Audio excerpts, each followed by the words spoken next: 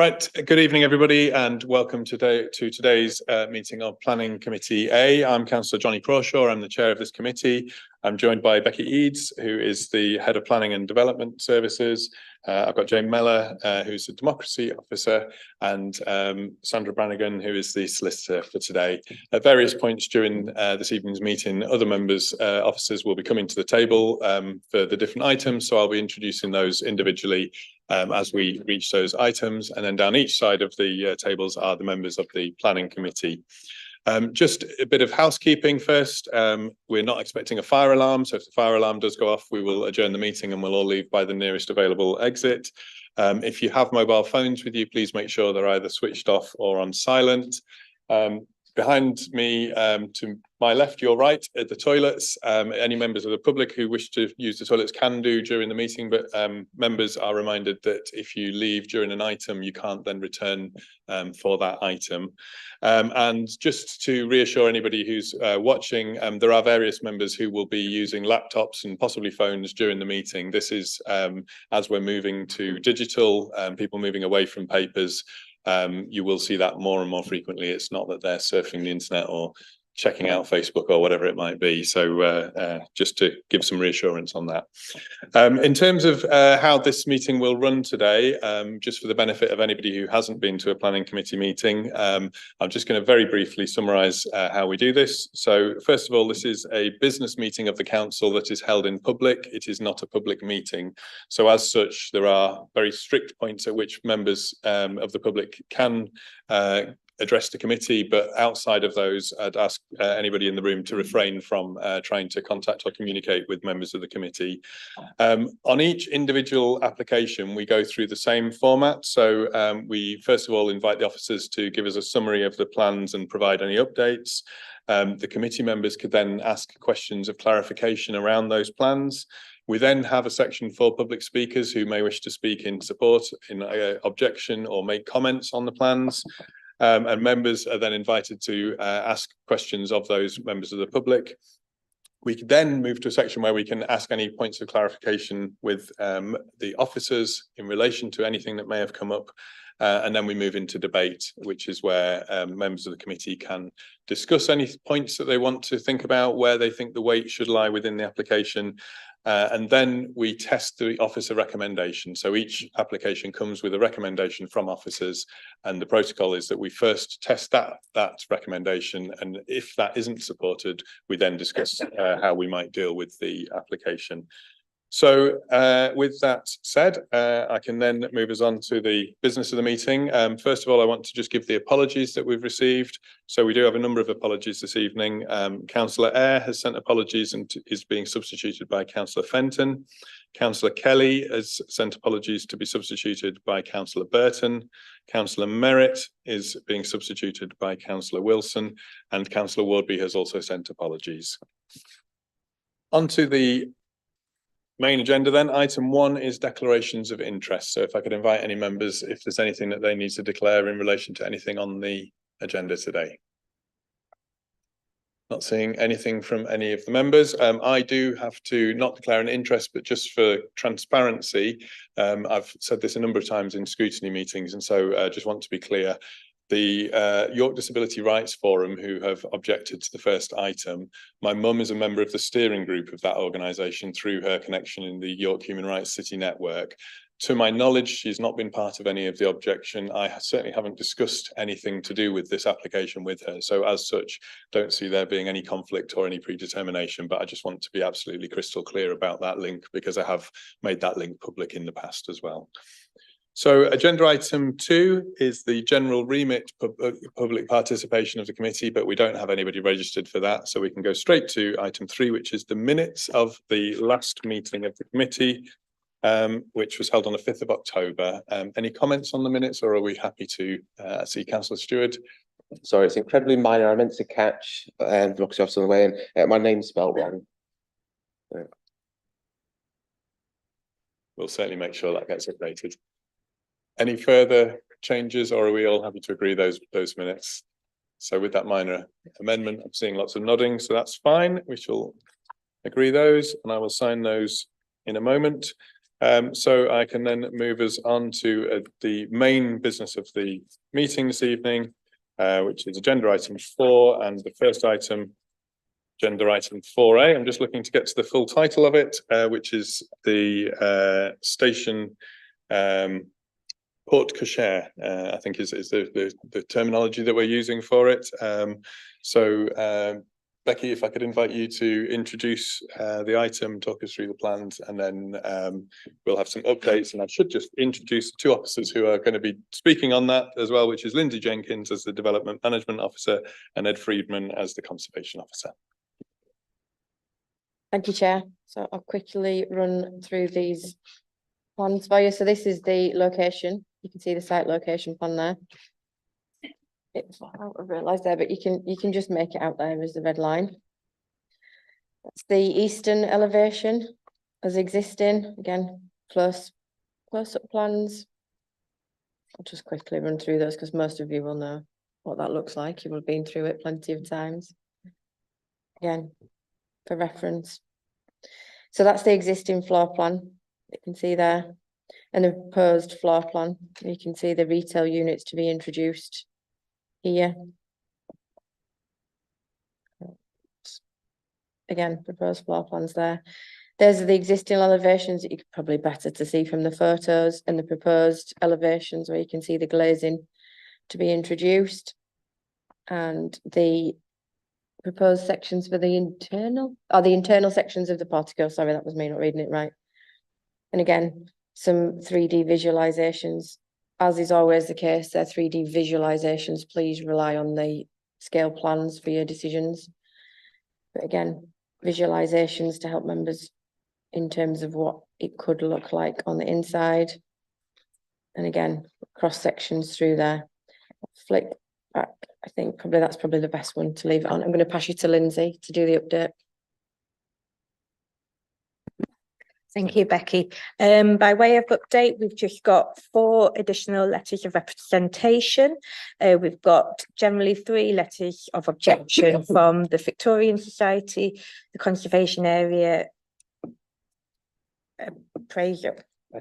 Area Advisory Panel, York Civic Trust, and generally the main points and themes that come out of their objection are in relation to the enclosure of the pedestrian entrances, the detailing of the glazing, and the design of the retail pods, amongst other things, and 1 letter of support from the Railway Heritage Trust. Thank you. Okay, thank you. So are there any questions for points of clarification on the plans? No, not seeing any. Thank you. So in which case we can move on to the public speakers then. We've had 4 people register, or 4 registrations to speak. The first 2 are over Zoom, and each member of the public has 3 minutes to address the committee, and then committee members may wish to ask questions. So the first person registered to speak is Flick Williams. So first of all, Flick, can you hear me okay? Yes, good afternoon. Right, and we can hear you fine. So Flick, you have 3 minutes to address the committee. If you'd like to speak, start in your own time. The problems with this planning application all stem from an attempt to fix what isn't broken.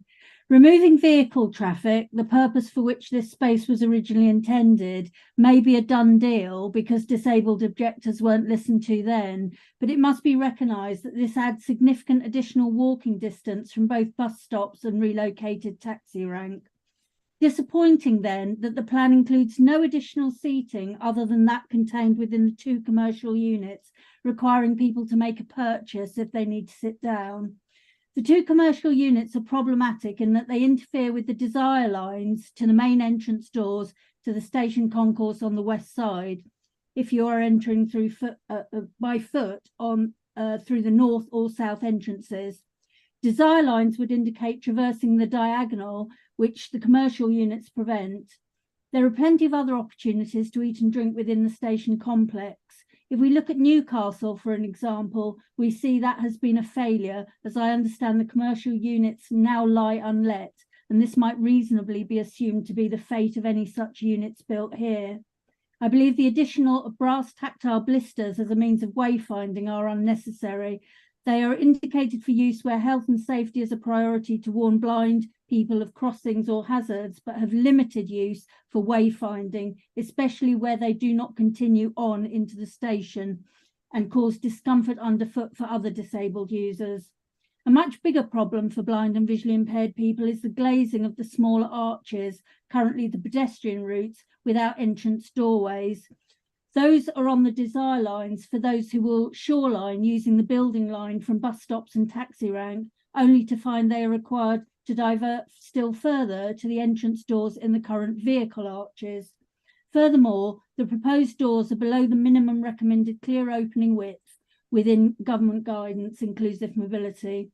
Whilst doors must obviously have automatic opening mechanisms, having only a single door on each of the north and south elevations opens the way to serious difficulties in the event of mechanical or electrical malfunction. It's bad enough when any of the 4 doors on the main entrance on the west elevation are out of order, but the most I've ever seen is 2 out of order simultaneously, which still leaves 2 other options. Picture a race day when the single south door has failed and the chaos that inevitably ensues.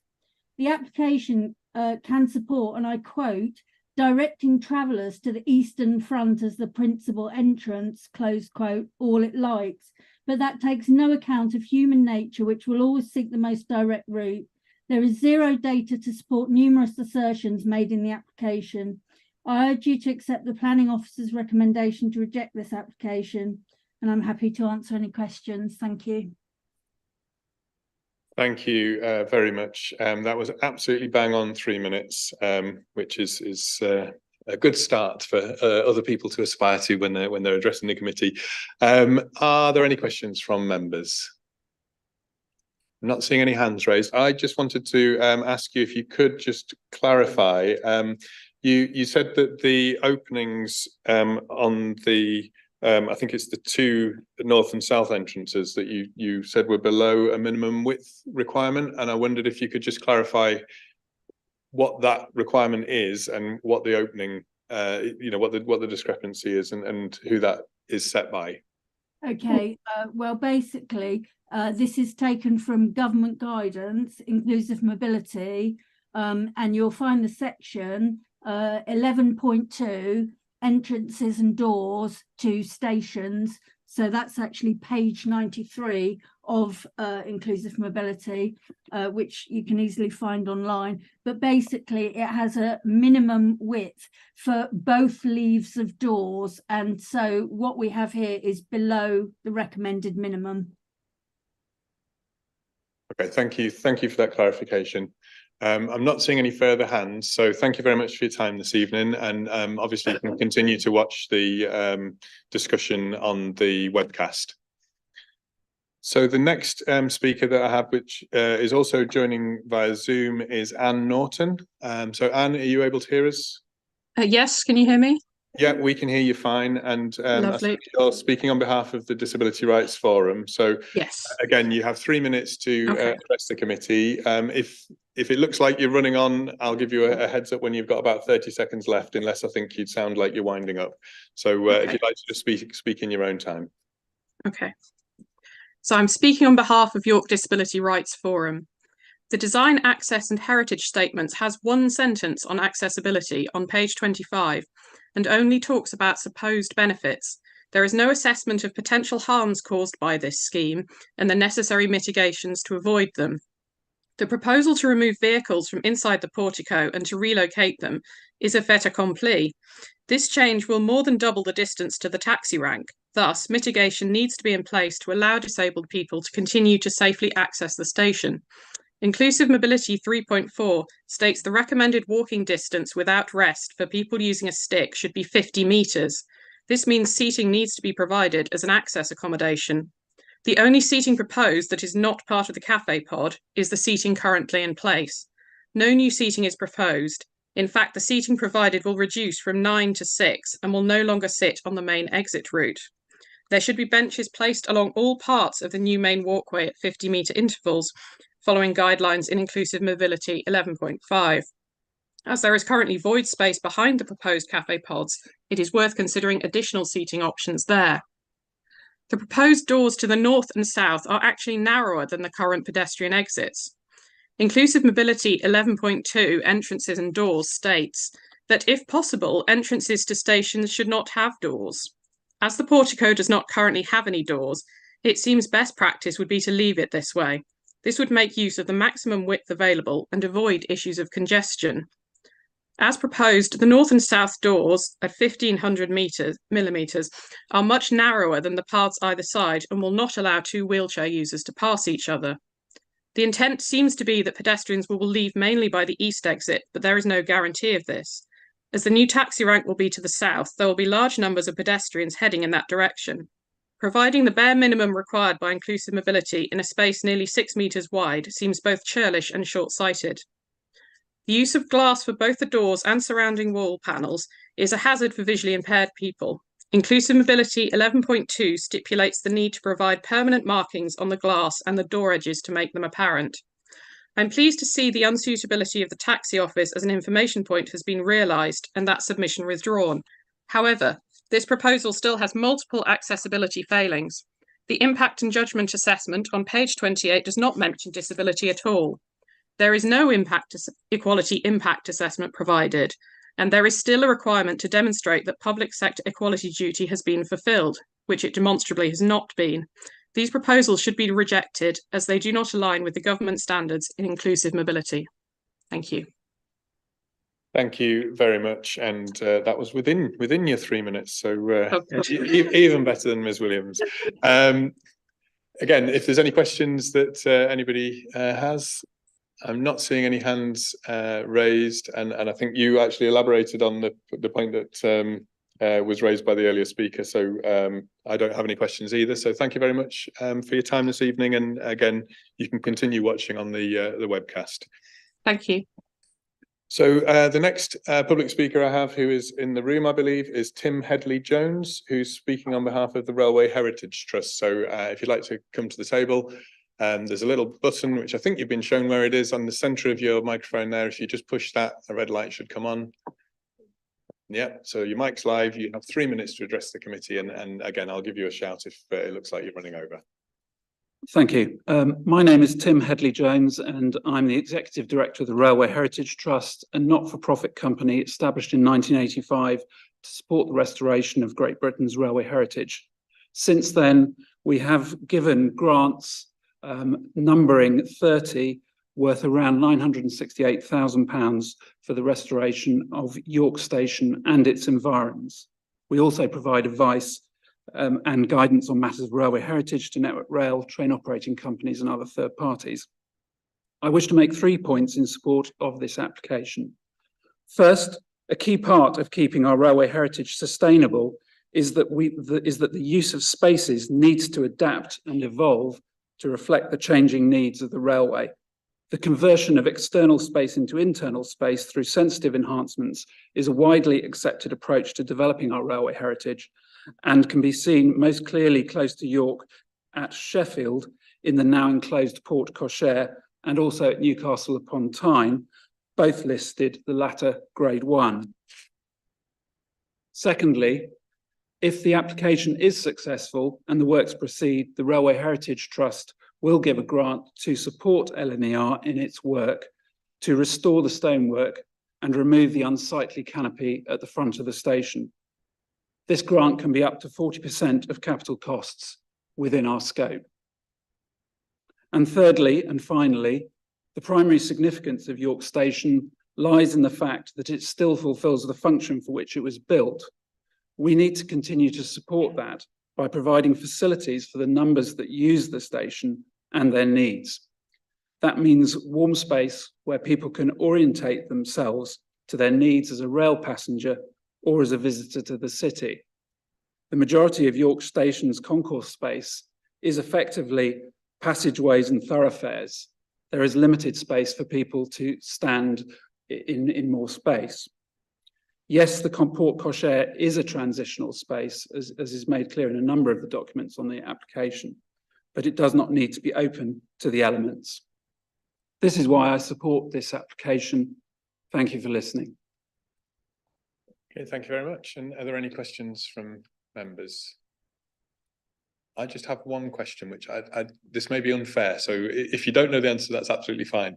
You mentioned Newcastle and Sheffield, where they've enclosed the porte cochere there. And I think one of the issues from the report, and I'll maybe ask the conservation officer to elaborate when we get to the appropriate point. I think one of the issues has been around where the glazing sits within the existing archways and whether it reads as an open archway that's been glazed or a window that's perhaps always been there. And I've been through both Newcastle and Sheffield, but I can't remember where the glazing sits and how it sits. And I wonder if you have a sense of that. Well, I was in Sheffield this morning and specifically went to have a look at how the glazing interfaces with the porte cochere, and it fits within the window itself. So it is very much similar to the proposal here. So just for clarity, the arch of the window, as was an opening, the glazing that's gone in it, is it sat sort of flush with the front of the window, the external wall, or it's withdrawn right the way behind, or it's in the middle? In the middle. It's in the middle. Okay, thank you. Councillor Whitcroft. Thank you, Chair. Thank you very much for your representations here today. I just wanted to clarify on the figures that you provided for. You suggest there'll be additional grants going forward, or additional money from your organisation going forward. I just wanted to make absolutely sure what the figures there were. Could you please specify them again? So I think what I said was that the Railway Heritage Trust, when it gives a grant, can give up to 40% of the capital costs of heritage works. So that's not necessarily 40% of the whole cost of the project, but we would look at what works are planned, identify which we believe are enhancing the heritage, and adjust accordingly. And we have funding available for the next 5 years. So that is certainly money that we can allocate. Okay, thank you very much. So the final speaker this evening is David Horn, who's Managing Director of LNER, and I believe is going to be joined by Gary Seed from Seed Architects and Thomas Pearson from Arup, both of whom will be available to answer questions after your presentation. So you'll have heard me saying, I'll just repeat it one last time. You've got 3 minutes to address the committee. I'll give you a heads up if it looks like you're running over that 3 minutes, but if you'd just like to start in your own time. Thank you. Good evening. I'm David Horn, Managing Director of LNER, and in 2027, the city and the railway industry will come together to celebrate the 150th anniversary of York Station. The porte cochere is the entrance to the station and the gateway to the city. For the past few decades, it has been choked with cars, and it currently gives a less than ideal first impression. The vehicles have taken a toll on the structure, and this is a unique opportunity to restore the porte cochere to provide an impressive space to those arriving and departing. Our plan is to repoint the stone and brickwork and repair and repaint the roof structure and the window frames using heritage colours, and remove the unsightly bus canopy, which will reveal the 9 wonderful arches at the front of the porte cochere, and will reinstate the original timber glazing, creating a more dignified frontage at the station square envisaged by the conservation strategy. These works aren't part of the Gateway scheme. They're being funded by LNER, but they will complement the Gateway scheme, making the whole area more pedestrian friendly. Picking up 3 themes in particular, a significant number of the public objections relate to accessible parking. These are changes made under the Gateway scheme, which already has consent. The planned work to the portico has no impact on this. Secondly, the principle of glazing the porte cochere. If the portico is left open, it is likely to attract more pigeons to roost in the open building, increasing the public nuisance and long-term degradation to the fabric of the structure. There's also the real likelihood of increasing antisocial behaviour and rough sleeping, which is something that we wish to discourage, as this takes up the precious time of both station staff and the police to deal with this. Thirdly, the cafe pods. These are compatible with the conservation design guidance within the station conservation development strategy, which states that complementary activity should be considered, providing that it is manifestly secondary to passenger movement. The design does that, and the inclusion of these units will provide new passenger facilities and new jobs. Indeed, will create a welcoming area where passengers and passers-by can actually choose to dwell and, dare I say, sit with a tea or coffee to admire the architecture of the porte cochere with its 9 arches. We've worked to resolve the objections to our original proposals, and I'm pleased that Historic England has no objection to these resubmitted plans. And the Conservation Officer recognises that the revised scheme addresses a number of the points raised previously. If we are unable to progress this application, it will be a missed opportunity. People will look at the millions that have been spent and say, why wasn't the opportunity taken with this space? I believe the porte cochere will be truly stunning when it is completed, if you permit us to take this opportunity to restore it to its original glory. And we will have only this opportunity. If you do allow us, we will get it done in time for the station's 150th anniversary. Thank you. Thank you very much. So members, if you have questions, Councillor Fenton. Thank you, Chair. Just a couple of questions, if I may. At paragraph 5.17, at the bottom of the page, there's a reference to a feature of the current scheme in comparison with the previous refuse scheme. Talks about the subdivision of the glazing to the large archways is better proportioned and more elegant. The positioning of the glazing within the reveals of the masonry would be more detrimental than the recessed curtain glazing proposed in the refused scheme. So I just wondered if you could tell us a bit about why that approach was taken, given that in the opinion of officers, it's not an improvement, quite the opposite. It's in their view, it does more harm. Yeah, if I can call in my colleagues. Hi, Gary Seed from Seed Architects. Yeah, so the original application, we'd set the glazing within the inside face of the existing structure. Looking at it from the outside to try and emphasise the arches themselves, there was an obvious objection that internally that was providing a worsening to the visual appearance of the arches internally. So we're kind of like set between a bit rock and a hard place. Which is hence why we then moved the glazing to within the arch as a compromise internally against externally. And the other factor that is born out of necessity of the detailed design as well is that since these alternative Newcastle etc. schemes will come along with glazed fins, Network Rail will not allow a structure of this nature to use glazed fins. So again, we're up against now technical compromises. So that's the reason why this current scheme is as it is. Did you have a second question, Councillor Fenton? Yeah. The point's been made around a lack of seating within the porte cochere, other than the seating associated with the two retail pods. And one suggestion was that there is space to install seating at the rear of the retail pods. Is that something that you had considered? And if so, why was that not taken up? Or is it something that you would consider? Yes, so the arrangement follows quite a strict regime of trying to separate the commercial aspects from the wayfinding from the natural way through the station itself.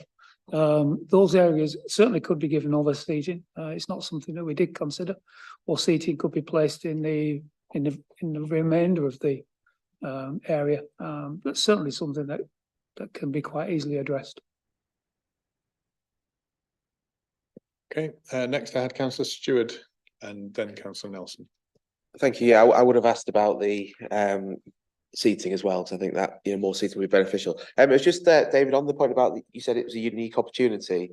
Can you expand on that from the point of view of, I've been through the station a lot and it looks tired, it looks dirty, it doesn't look the best use of things. But equally, if the committee, for example, didn't feel this was the ideal sort of scheme, what then happens? Do we just get left with it forevermore as the funding that runs out, etc.? Yeah, I think from our perspective, having submitted this scheme now twice, we are approaching the stage where, to be honest, if we don't pursue this now, I think we will progress with the original scheme that was consented as part of the Gateway scheme. We will then focus our time and our money elsewhere. And, you know, we have a number of stations in our estate that similarly need investment, similarly need improvement.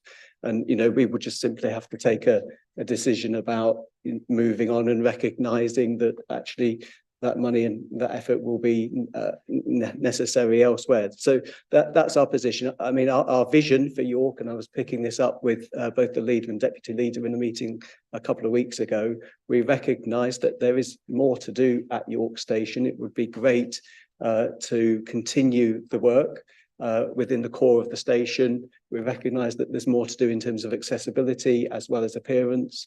And, you know, that is our ambition. But you know, clearly we need to be able to progress things step by step. I'm just going to ask you a supplementary, just as a point of clarification on that response. The default position, as I understand it, with the planning permission that's in place for the station frontage, is that the internal area of the porte cochere is paved in York stone and level, but there's no glazing within the external archways. So it's not that nothing would happen, is it? It's that it wouldn't be it wouldn't be this scheme that would progress, but there would still be something that would change about the current setup. Yes, so the flooring changes, but I think the benefit of this scheme is you glaze the arches, you improve the appearance of the arches, you repair the structure, and you remove the canopy. And I think particularly from the external perspective, once the streetscape is improved with the Gateway scheme, you know, those arches, if they're left with that canopy there, it will, to be honest, look rather unsightly. And that's what this application helps with and resolves by removing the canopy, restoring those frames, and it is going to look truly stunning if we can do it.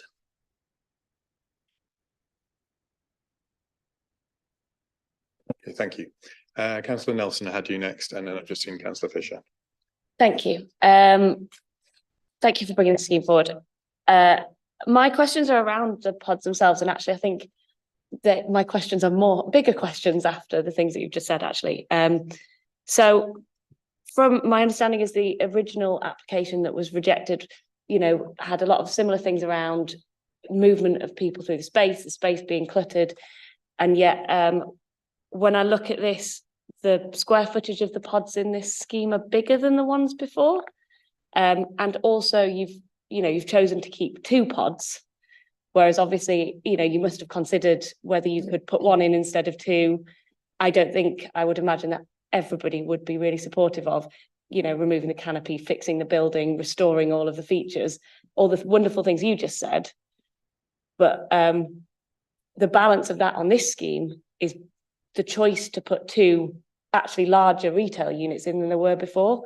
So I was just wondering if you could kind of talk through, for example, why there need to be 2 instead of 1, or what that kind of balance is for you, because we would love all that renovation and fixing of things. Yeah. But obviously that's not the only thing that's happening here. No, if I can pass to Gary in a minute to comment on the size, but from our perspective, you know, when you do a scheme like this, there also clearly needs to be a balance between what we're trying to achieve in terms of the heritage and the architecture of the station and our ability to fund it and our ability to provide for our passengers.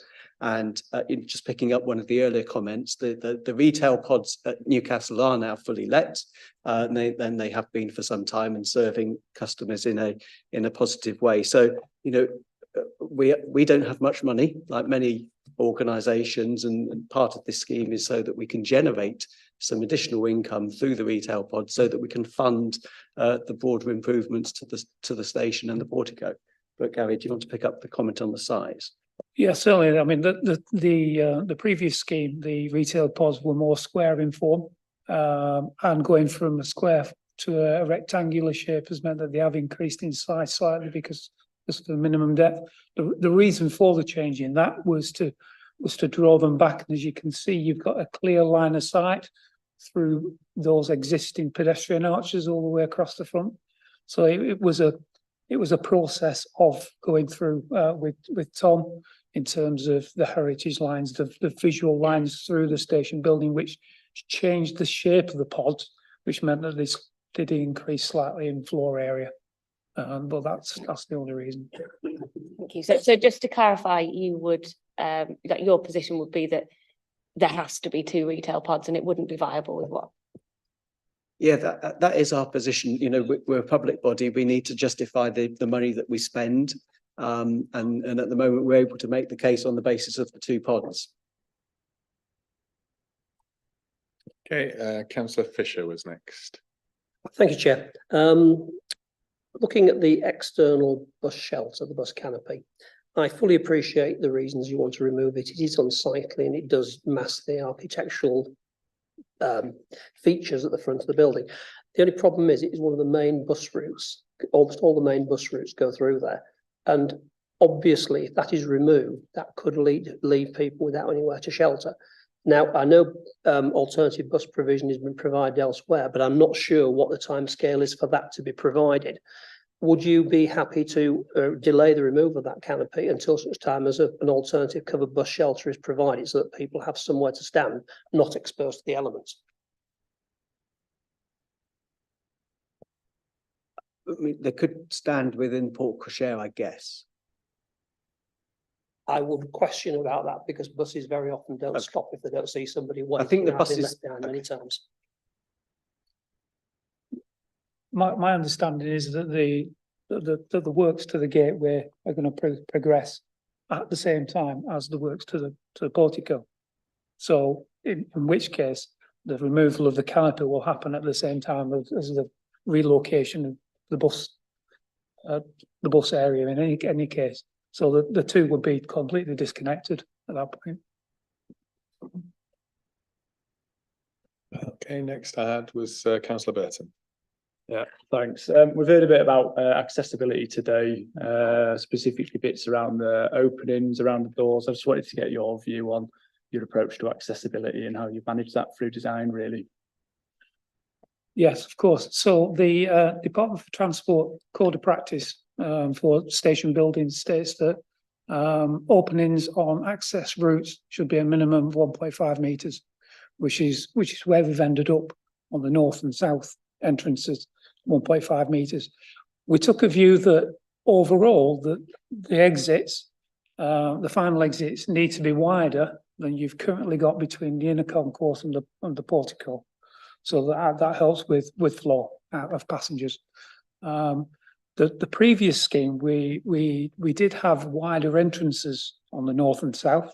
They were quite a bit wider, but we had some objections design-wise that they were sort of interfering with the look of those existing arches.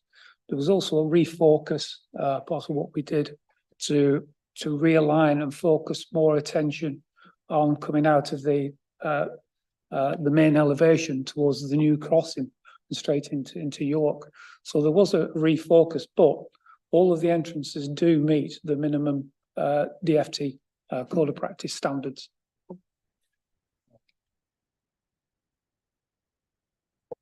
Yeah, Thomas Pearson from Arup. I'm overseeing the architectural and heritage aspects of the York Station Gateway scheme. And just in terms of flow and movement through the space, that's been a really key consideration, particularly in the kind of reconsidered second version of this scheme. The Gateway scheme allows for what the highways people call a super crossing immediately in front of the station, so along the central axis, which is currently accessible but only to the bus stops, and there's nowhere to go really from there. So one of our key considerations was how to balance a kind of a generous approach to encouraging people to leave the station and enter the station along that central path from the city walls right into the station. So the opening the 3 arches on the east elevation, we thought would be a very generous position in that respect. And so the north and south entrances are somewhat played down in this scheme. However, we've tried to balance that against the heritage aspect of the Port Cochere originally having its flow at 90 degrees to that lengthways along the scheme. So hence we have a kind of a cross of axes, but the priority route is straight through the middle.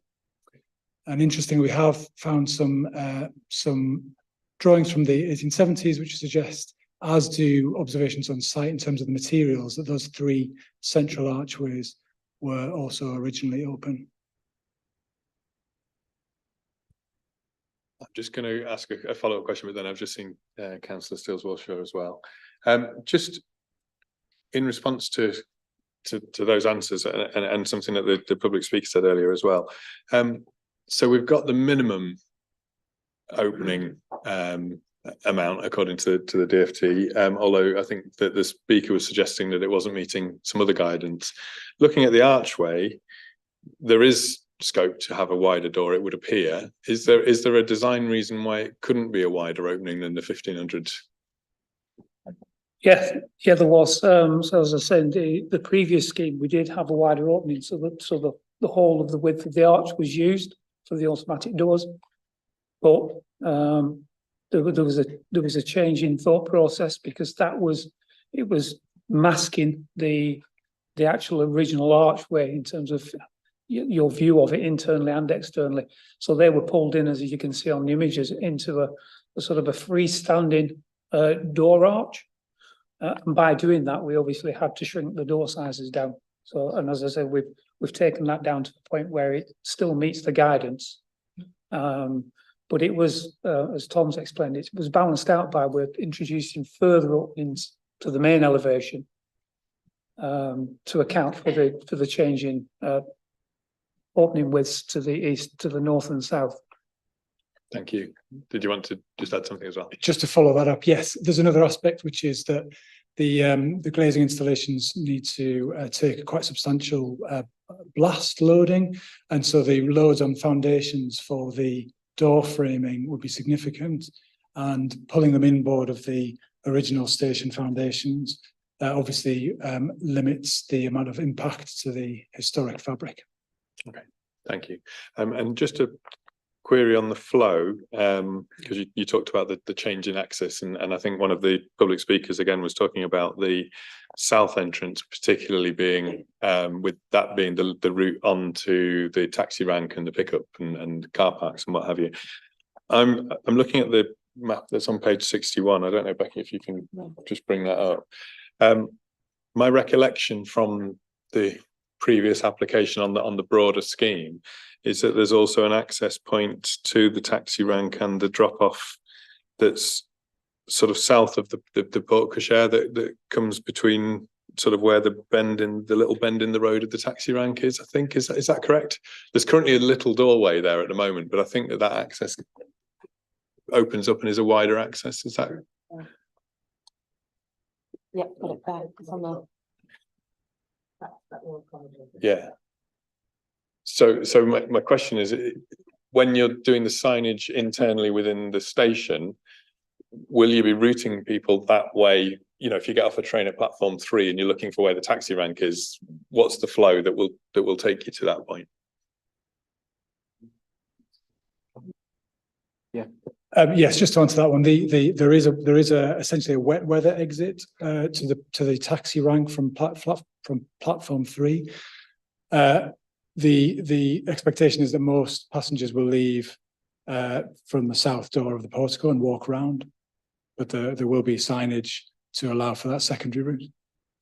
So you would still expect most people to come out through that main entrance, but you could go a different route if you needed to. Okay, thank you. Councillor Steels-Walshaw, sorry for delaying you there. Thank you. Thanks very much. It was another question around inclusive mobility, and as one of the speakers said, the glass can be a hazard for visually impaired people, and I wonder what was being put in place to mitigate accidents and incidents happening around that. Yeah, of course. It is a consideration. It is something that we have considered. So all of the glazing will include manifestation within that, and it's 2 rows of manifestation, again in accordance with the Department for Transport Code of Practice, which picks up obviously people normal height and people in wheelchairs. So all the glazing that goes down to the ground will have manifestation to prevent people walking into it, and that's including the doors as well. Thank you. Okay, and councillor Hollier. Thanks, Chair. So from what I can tell, this will essentially come down to, you know, the planners have identified as sort of less than substantial harm. And against that, we have to balance whether we think that the public benefits which are being offered outweigh that harm. The problem in my head will be that obviously those public benefits are not sort of, you know, mathematical numbers. We can compare one with the other easily and say, well, this is obviously outweighing this. The difficulty I've got, I suppose, is in terms of the explanation of the public benefits in the report, we've just got a kind of quite a small list of these are them, but not necessarily an explanation of, you know, how advantageous those things would be. I think I understand, you know, obviously new lighting is a good thing, provision of new facilities for passengers, but I do just wonder if somebody could give me a bit more background about the extent to which some of the physical changes would be public benefits, and just a bit more information about what the sort of top three of the list in 5.39, you know, what you see those being, and I guess just a bit more information about the extent to which those would be good things, in a similar sort of way that we've got a lot of information about the extent to which some of the other changes would be bad things. I don't know if that makes sense. Yeah, I can pick up on some of those. Yeah, so as part of the scheme, we're going to redo the roof, so it won't leak, which is going to be a public benefit on any building. We're doing quite an extensive amount of repairs to the existing fabric, so removing plant growth and repairing it so it's in a good state for the next 100 years, stopping any further degradation. In terms of the environment, obviously by enclosing it, we're changing the internal environment, so and it does get windy through there, particularly in the middle of winter. So we see that as a massive public benefit. Obviously, removing and restoring the front elevation makes the building more inviting. New lighting, as you mentioned in there. We're going to be stripping out an awful lot of the historic redundant cables that have been slung around the building over the past, 50, 60 years, and tidying all of that up, refreshing all the internal paintwork and finishes. So basically, we're preparing the building for its next 100 years, and stripping out everything that's been added unnecessarily over the years. Can I just come in? So in addition, I think if you just spend 5 minutes, 10 minutes looking at the Port Cochere at the moment, it's amazing the amount of masonry damage, brickwork damage, and this is an opportunity. If we were to leave it like that, I think there'd be quite a bit of comment. This is an opportunity to address all of those things, to fix the roof, as Gary said. So, I think there is significant benefit from us being able to do that. Okay, thank you. Just before I come to you, Councillor Nelson, because you've had a question already. Is there anybody else who hasn't asked a question who wanted to ask anything? In which case, Councillor Nelson. Thank you. Sorry, that's just this is just a supplementary to that. Can you just clarify, as the operators of York train station, is LNER not already responsible for the upkeep and maintenance of the building, including repairing bits that are damaged, or and if not, who is, or where does that fall usually? Because surely some of that is within the kind of running of the building as a station. Yeah, so responsibility for the station at York happens to be split between the train operator LNER and Network Rail. I think the repairs that we've been talking to would actually fall to Network Rail to do. So this is, if you like, an offer from LNER to progress this scheme. And as part of this, we're going to address the things that we've been touching on just now. But if this scheme weren't to progress, then LNER, between LNER and Network Rail, repairing bits of the building that are damaged and the maintenance of the building is, part of the running of it. At some stage, but I don't think there's any assurance as to when Network Rail would get round to doing that. We could be waiting for many years. So that I think that's the honest situation, unfortunately. Yep. Just to add to that, there's an aspect of this which is to do with damage to the station fabric, and there's an aspect which is to do with how the station functions and how it operates, and its heritage is presented and so on. This might be going back slightly to the question previously asked, but there's an opportunity here which absolutely does not fall within a kind of a maintenance remit, which is to change the sort of threshold of this building to suit a major investment that's taken place all around it and make it fit to sit right at the heart of that completely reconfigured part of the city.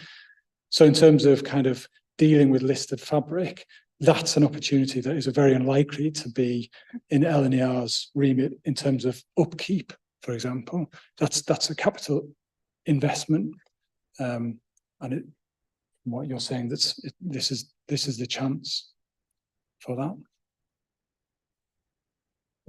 Great, thank you. Councillor Stewart, yes, you can have a question, but I think we probably then need to wrap up the questions. But Councillor Stewart.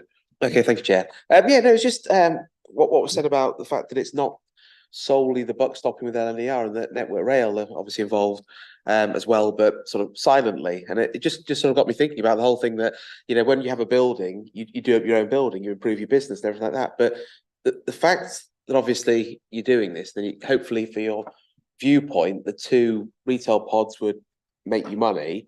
But equally from that point, if I sort of go to a station, good station or bad station, I don't sort of note it and think when I'll go back. So presumably, in a nutshell, you do actually think the only reason you would do this can't be for the general goodwill and for York to have a nice looking station. It must be because you believe you will get more passengers through the station as a result of that. Or is it purely for the pods and what they can bring in?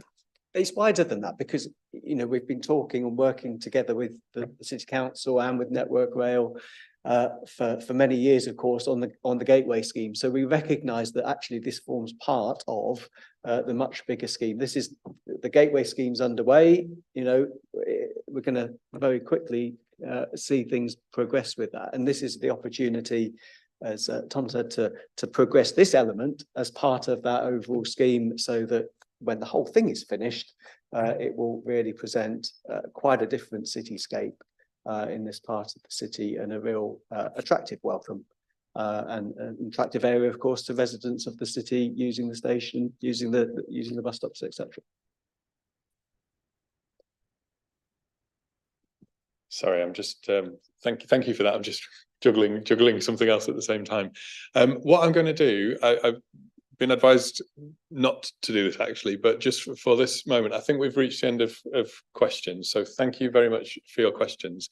I'm just going to ask everybody just to hang fire for a couple of minutes and just take a 2-minute, very, very quick adjournment.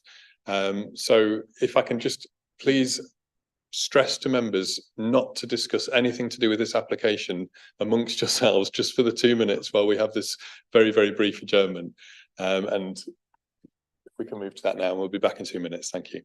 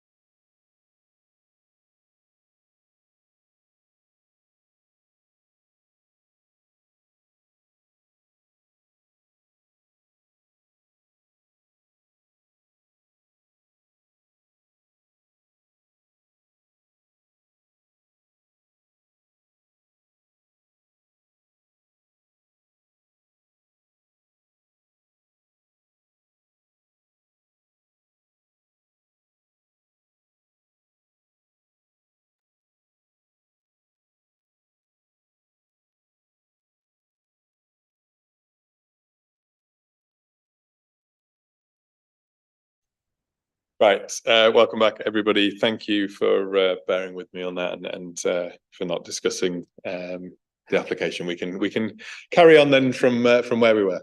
Thank you to all of the public speakers for your input this evening. I can now ask members if you have any questions to officers about any elements of the report, anything that you might have heard in the public speaking. Councillor Hollier.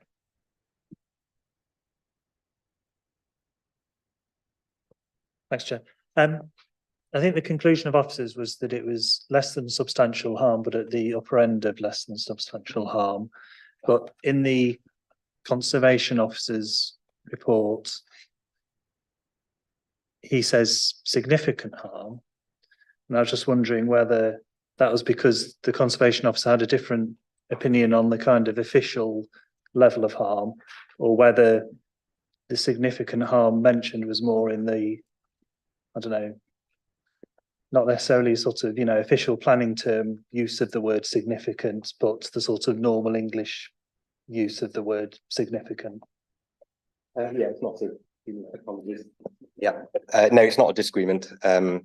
It's a reflection of the fact that less than substantial harm in the National Planning Policy Framework can give a misleading impression that the harm isn't significant, but harm can still be significant, particularly at the upper end of less than substantial. There are only two categories in the NPPF: substantial harm, which jeopardizes the listing of a heritage asset, and less than substantial. So it's just clarification that it's still considered to be significant harm.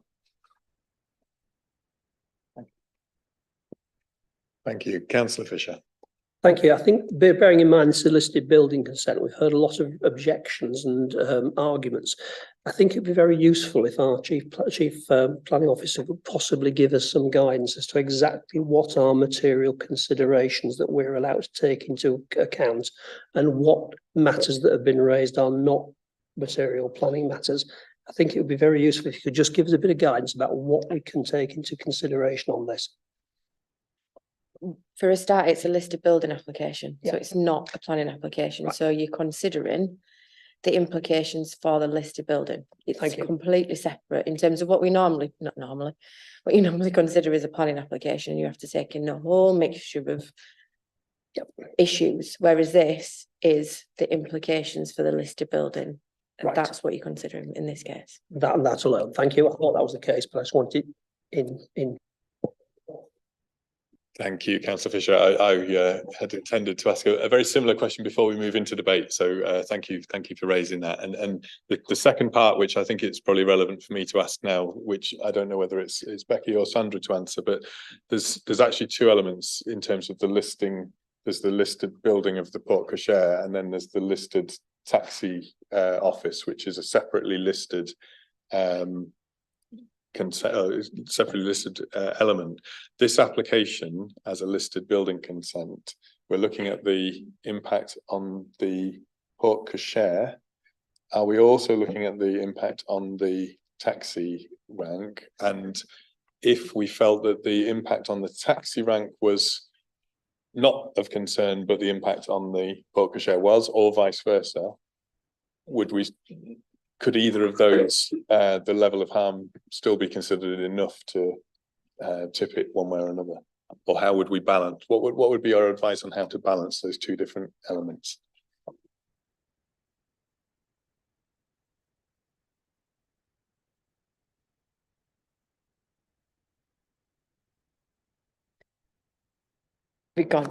So we consider both. So the setting of the taxi rank and the listing of the Port Cochere. So I'll come to you in a moment, Councillor Nelson. Just so I'm really spelling it out and so that we're absolutely crystal clear then. So we're looking at how the possibly the pods within the Port Cochere might impact on the setting of the taxi rank, and then we're looking at what the impact on the physical building of the Port Cochere in terms of the works that will be done to the physical building.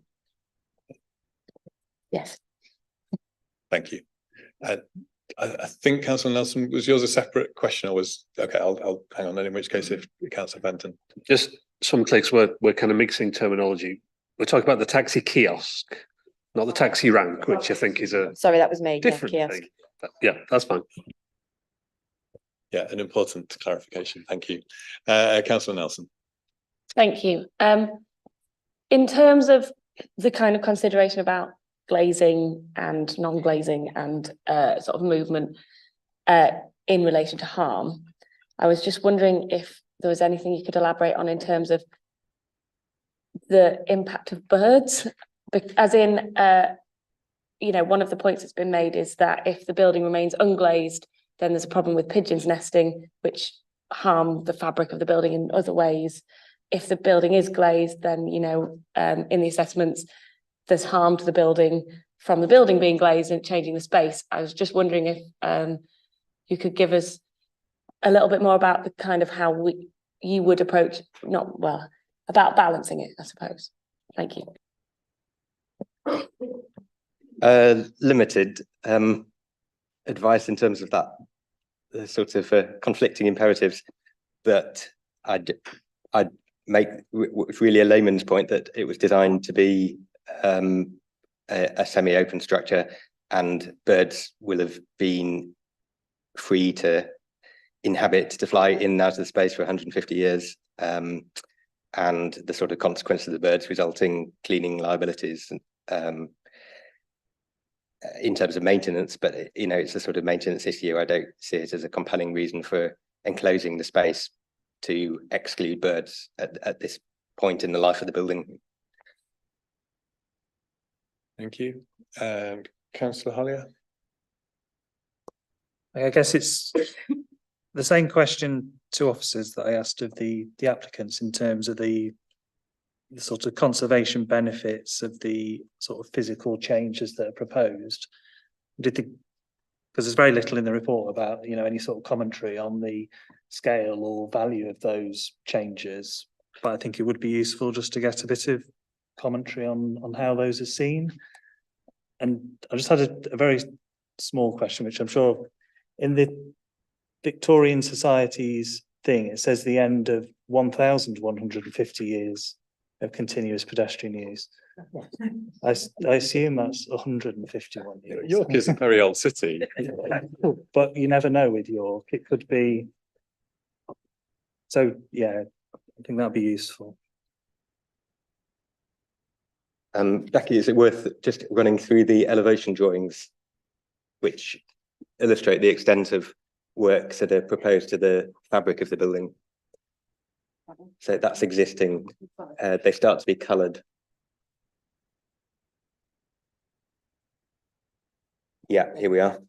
So the coloured annotation on the drawings really illustrates the areas of repair, and the repairs really consist of selective repointing of brickwork, the replacement of brickwork when the canopy is removed from the interconnections,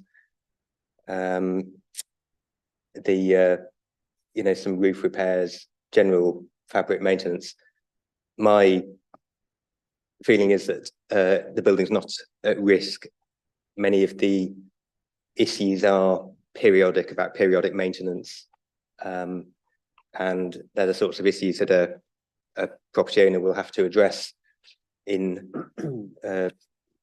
terms of cyclical maintenance, and the station must have a cyclical maintenance plan. You know, I think there were certainly benefits in the extent of works, the fact that all of these proposals are due to be addressed at one time, and in the removal of the canopy, I think many people wouldn't particularly notice that the canopy is a detracting feature. It's quite well done, but it is a later addition, 1940s, about 1945, I think it was added. So removal is beneficial. But my view is that in terms of the impact on the building of fundamentally changing its character by turning it into an internal space, the repair issues that are proposed, again, I don't think a compelling reason for permitting the degree of change to the porte cochere.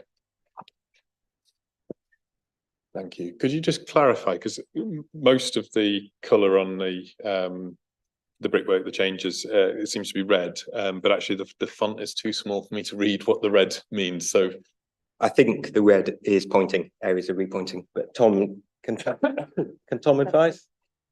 No, No. he can't now, I'm afraid. Yeah. Sorry. Yeah, so the annotation is the red areas are spalled, weathered and fractured damaged brickwork to be repaired by cutting out, removing damaged brickwork and mortar and replacing with reclaimed brickwork to match existing. So yeah, beyond pointing, in fact.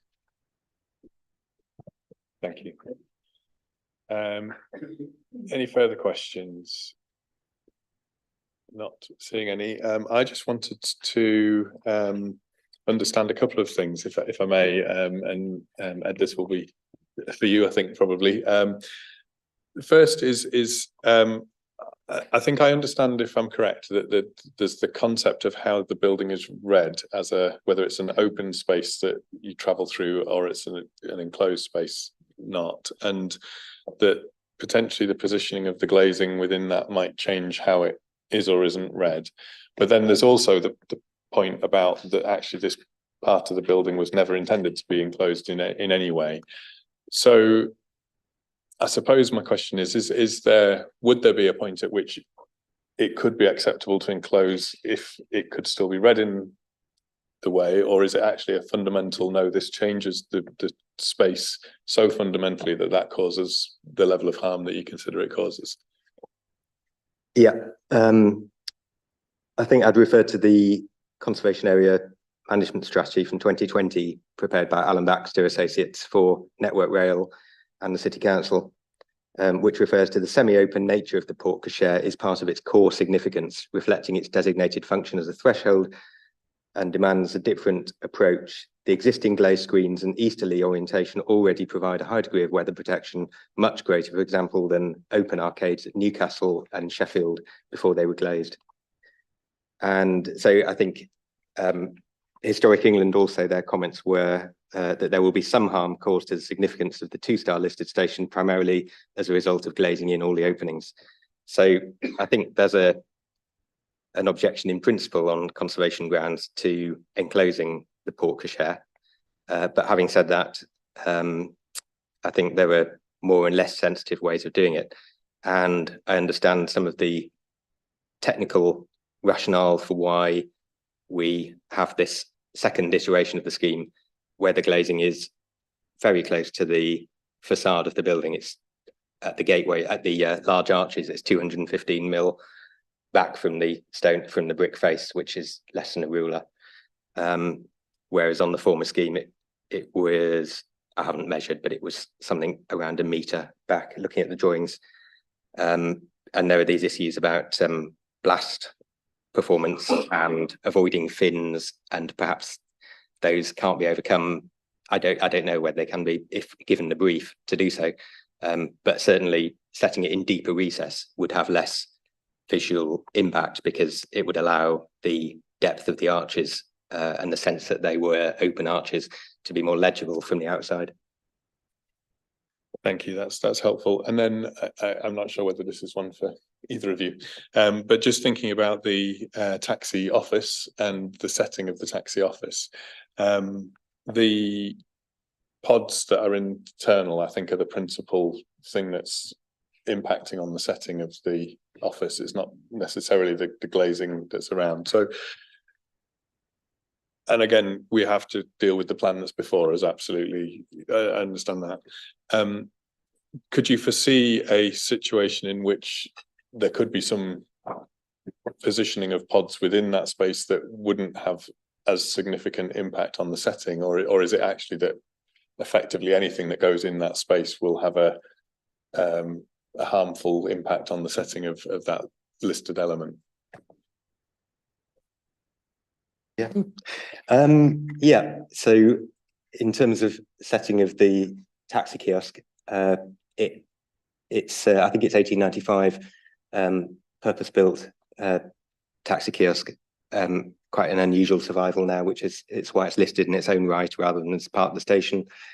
And obviously its function is fundamentally about its location On the route from north to south, part of the taxi rank arrangement, and our feeling has been for the last application and the current application is that adding additional structures in the space, permanent structures, quite large ones, larger than the taxi rank, particularly the one on the left-hand side looking at the plan, detracts from really the setting in terms of your ability to appreciate that that is a taxi rank on an axis in and out of the station, in an open, otherwise open space.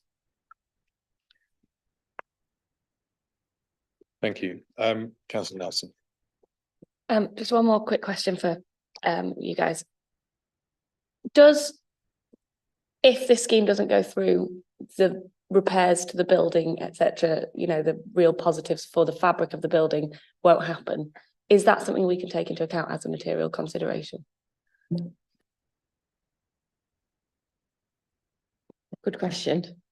There are, through the original permission, through the station gateway, there are still changes. So there's changes to the flooring and things.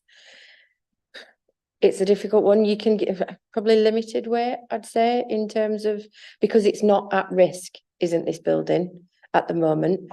If we were sat here saying this, if there was the justification saying this building's at risk, this funding's needed to be able to do these works because it's at risk, but we're not at that point. These are, yes, they do need doing, but the building isn't at risk because of it. Does that help? Okay. Not seeing any further hands for further questions. So I'll move us into the debate part. So just to remind you, this is just an opportunity to give a sense of where you are, but I'm not looking for any proposals at the moment. And if I could just remind members in the politest, nicest possible terms, if somebody's just made all the same points that you want to make, you don't then need to make them all again. You can just say that you agree with them, and that's fine by me. So hand it over to yourselves and invite debate. Councillor Fenton. Thank you, Chair. I suppose the way I see it is the changes that will happen as part of the station gateway will change the purpose of this space. The question is then, what would an appropriate response be? And obviously this is a second attempt at coming up with a proposal. Obviously there were some elements of the initial scheme that were felt to be inappropriate, and we heard from the applicants that particularly the two subservient entrances, they've narrowed the doors to not detract from the prominence of the archways, but then that in turn has attracted criticism about reducing the entrances to they're still compliant but of the minimum width. So the applicants are probably thinking, well, we can't do right for doing wrong, but it's entirely appropriate that the aspects of the scheme are challenged. About thinking about the pods, thinking about the rest of York Station, we can all think of pods that have appeared that perhaps weren't there when the station was built, and it was a much more open space. So I understand the kind of the sort of trade-off between having the pods in order to generate funding to run the station, and the way in which they would detract from the openness of the space. I don't necessarily have a in principle objection to glazing. I think of what was done at the front of the Theatre Royal, obviously a much smaller space, but the glazing that was used there, I think, has helped to create a image you get when you're standing for a bus, because you used to stand where the glazing is now. But it has enabled the creation of a very pleasant indoor space, and I've no reason to suspect that this similarly won't be a similar deliver similar benefits. But it is a change. But I think the way I see it is that the removal of through traffic from the portico does offer the opportunity to do something different rather than to simply retain it as it was, just without cars going through it.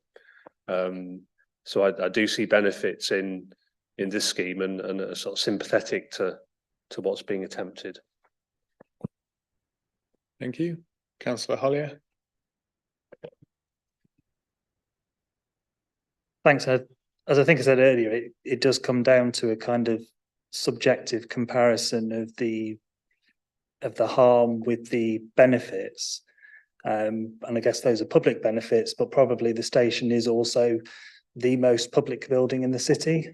And I think those benefits that do accrue are of a very high level because of the, sort of extreme public nature of the building itself.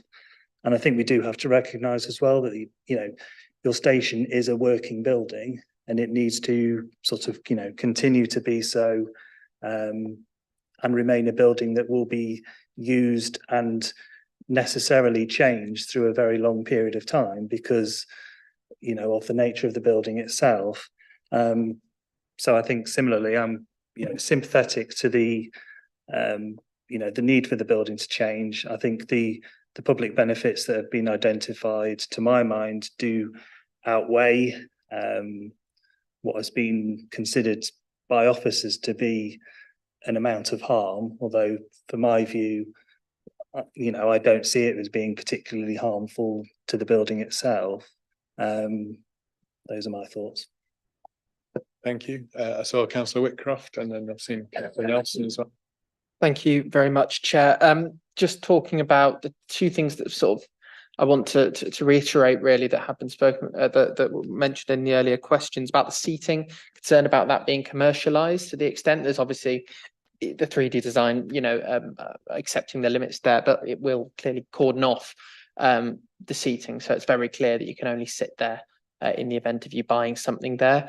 That concerns me from an accessibility point of view. I think the station already lacks seating, appropriate seating, but that's obviously a separate issue. Regarding the pods themselves as well, the commercial pods, I don't know whether there would be enough additional demand to justify 2 extra pods. I think there's already 3 coffee shops in York Station proper.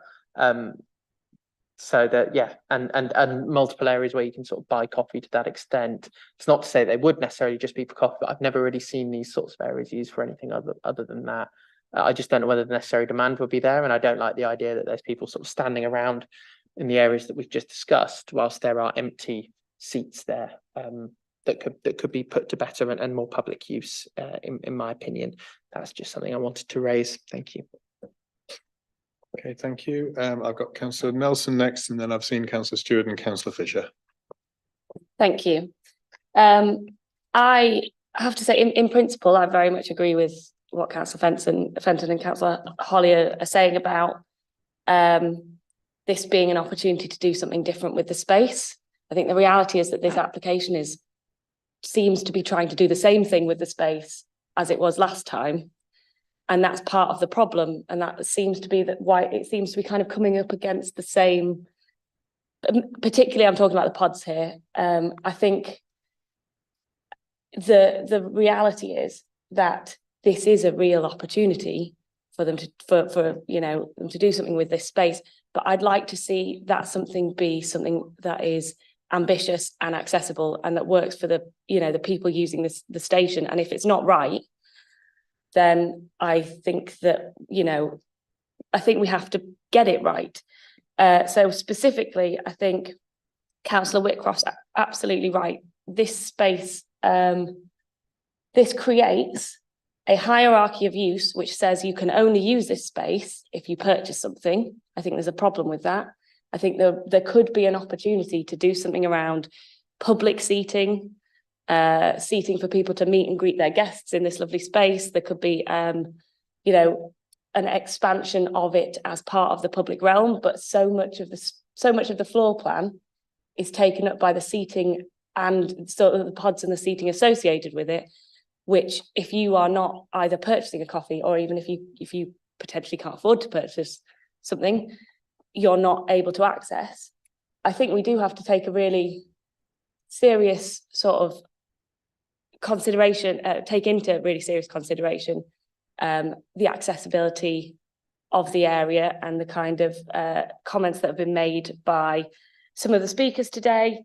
In principle, I would also agree that although I appreciate the Conservation Officer's point about this being an outdoor space. I think there potentially could be an opportunity or a situation where public harm, where the public benefit of glazing this space could be outweighed. Which way around am I trying to say it? Where glazing the space may lead to enough public benefit to outweigh the harm. However, my concerns are that this scheme takes up an awful lot of the space by these retail units, which I would imagine detracts from the taxi rank as well, particularly because it becomes a small corner building outweighed by these two significantly bigger commercial units, narrowing the space for people to move around in with no public seating. And I do think particularly the lack of public seating is something that concerns me. And as Councillor Whitcroft said, I was just thinking about the places you can buy a coffee specifically in the station. There's a Starbucks on the way in, then there's the Costa Coffee on the bridge, there's the Upper Crust, there's the one on the corner opposite Upper Crust, there's the Lebanese place, and then further along there's another, I think it's a Costa kiosk as you get to the end platform, and I think I've missed one off that's in the waiting room actually. So there is a question about need as well that I do think it's worth considering. So I will stop there. Thank you. Just thank you, Councillor Nelson. Just to remind committee members, because this is a listed building consent, we just need to be really clear about what elements we are and aren't considering within the sort of broader scheme. So we are specifically looking at the harm that could be caused to the grade 2-star listed building and the grade 2 listed taxi kiosk, and some of the other issues around accessibility, which we might normally spend quite a lot of weight on in terms of a planning application. It's more problematic to hang things on that when you're looking at a listed building consent. Councillor Stewart. Thanks, Jay. I mean, I do agree with the points from Councillor Whitcroft and Councillor Nelson about the lack of seating. I think that's a real problem, but it's not just at the station, it's across city centres, sports grounds and everything like that, you know, unless you are going to particularly shop in a particular cafe, there's a lack of seating. I think it's a real big problem. For me, it wouldn't be a make or break on this because they could easily install more seating at a future point. And, you know, and I think that if this were to happen, that's what they might feel is the best way forward. But I do very much agree with Councillor Hollier. I think he's summed it up very much in terms of the decision we're facing. I think he may still be undecided. If he is, then I'd absolutely agree with him because I'm still undecided. Because for me, when I look at this, and I've not seen over the last 4 years what's been to planning committee before, and so I'm not as up as other people are evidently on what's happening with the station as part of the broader renovations. But I do look at this and I think there's lots of positives to it. And I think when Councillor Hollier asked the question about what are the benefits, and the architect expanded on some of the very specific things, the benefit I would have given if asked for the public is just that hundreds of thousands of people are going to have a better experience as they go through the station. You know, not necessarily for everybody, but it's going to mean a better walk through. It's going to be a better sit down with a coffee, you know, for all sorts of people. However, I then feel this weight of the sort of listed building application and the professional advice. You know, we will have all met friends at York Station who are coming to York and will have told them, you know, about the great things in York. And not one of us has met our friend at York Station and pointed out the listed station taxis hut. Not one of us, I'm sure, has ever even thought it's listed. However, it is, and we've got to respect that. And so for me, I find myself in the balance of what we do with a listed building to improve it for the day-to-day functioning versus what we're allowed to do. And therefore there is this weight on my shoulders of, you know, the professional advice of the officers. So I'm genuinely undecided at the moment. Thank you, Councillor Stewart. And it perhaps will tell you something of my character, that actually as a child I was fascinated by that little taxi kiosk, and I never knew that it was listed, but I was always kind of like, oh, what goes on in there and who are those people? So I did used to notice it. Next on my list, I had Councillor Fisher. Thank you. There are two effects on the porte cochere, which are, of course, its architectural character and the appreciation of the actual physical structure. The other one is the historical function. Now, I don't particularly think the historical function is something I'm that worried about. I think it's a nice space. It needs repurposing. So that one doesn't really bother me quite as much as the architectural character. Looking at the architectural character, I had a good look at this building, and there are certain features of it at the moment which are actually great. And one of those is those silly windows that run across the front and do absolutely nothing. They don't keep the weather out and they stop light getting in. So if anyone wants me to go and remove them, I'll happily assist them on those. The next question is, do we leave them fully open or do we glaze them? Now, glazing, yeah, it has an advantage for the public. It weatherproofs the building. It stops cold winds, because if this faces east, and if you get a beast from the east, it can be incredibly cold on that station area. So I've not got a real problem with the business of glazing it, and I think putting them in the middle is probably better than putting them at the front or the back, the windows, that is. My one worry is the pods. They are the main concern for me. I appreciate the operators want the revenue from those pods, but I'm not convinced that they are in any way an asset to the setting of the building. And also, I mean, I appreciate the taxi office may not be in the forefront of people's mind when they come to York, but it's a listed building, and therefore the effect on any new changes have to be weighed against its listed status. I still haven't made mind up how I'm going to vote on this one. I'll leave other members to see if they can convince me one way or another. I'm just looking for anybody who hasn't spoken before I come back to Councillor Nelson. Councillor Burton.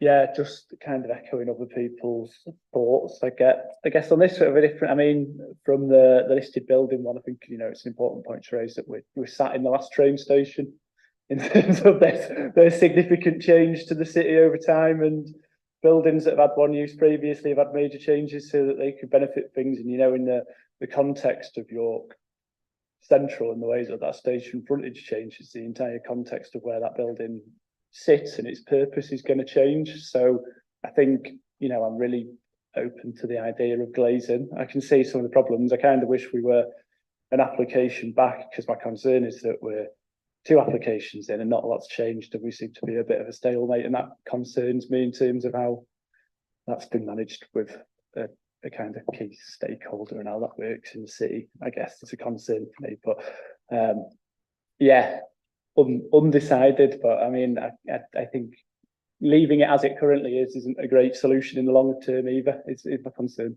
for me. Okay, I'm looking for any further comment.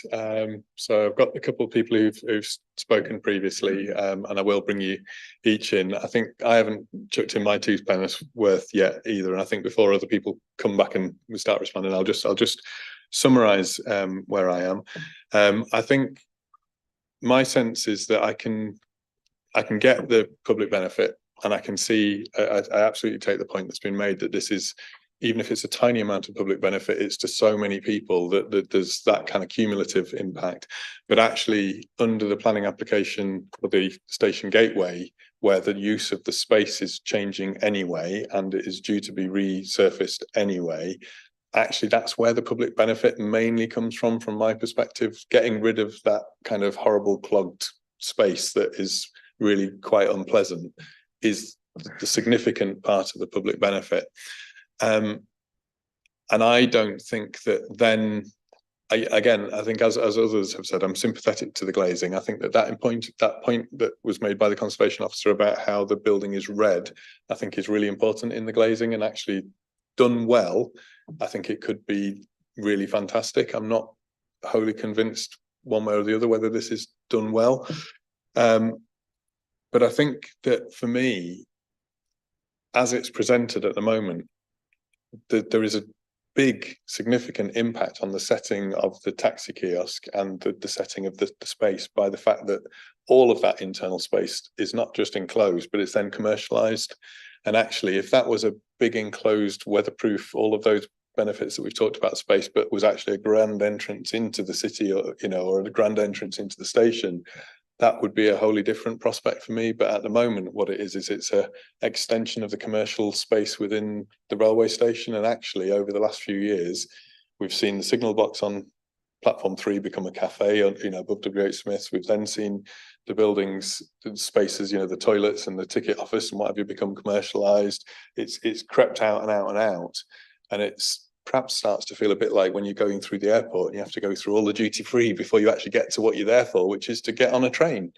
So I'm not convinced that the harm that we acknowledge is being done is being outweighed by the benefits that are there, mainly because I think most of the benefits are actually already inherent in the earlier application that's been approved for the gateway scheme. So that's kind of where I am.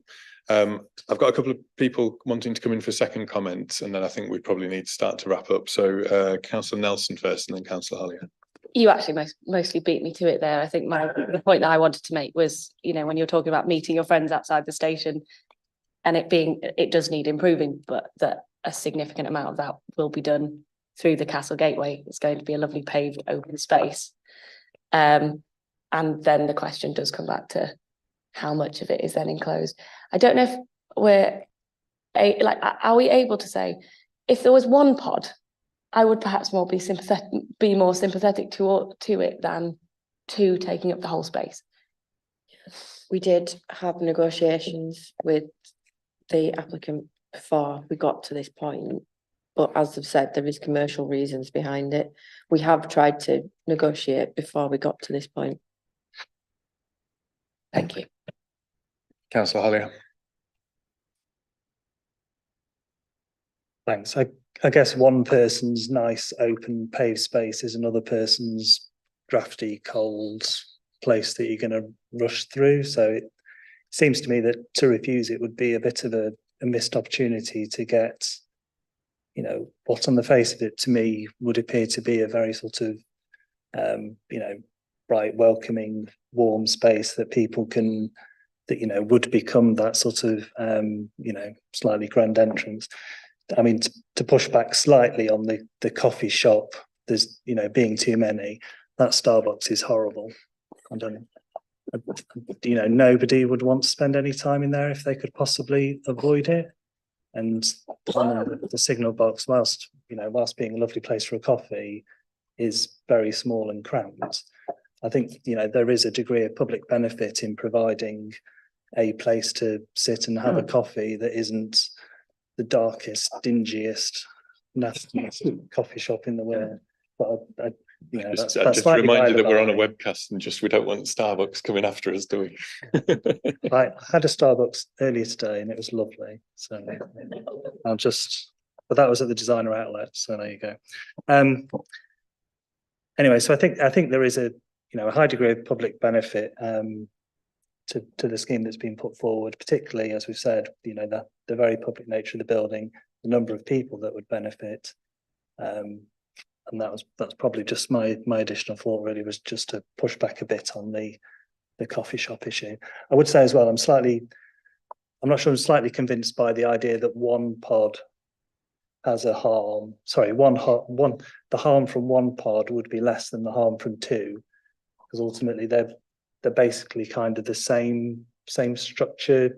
There's just two of them, so I'm not sure how there's an additional harm to the building by having two rather than one. But can I clarify what I meant?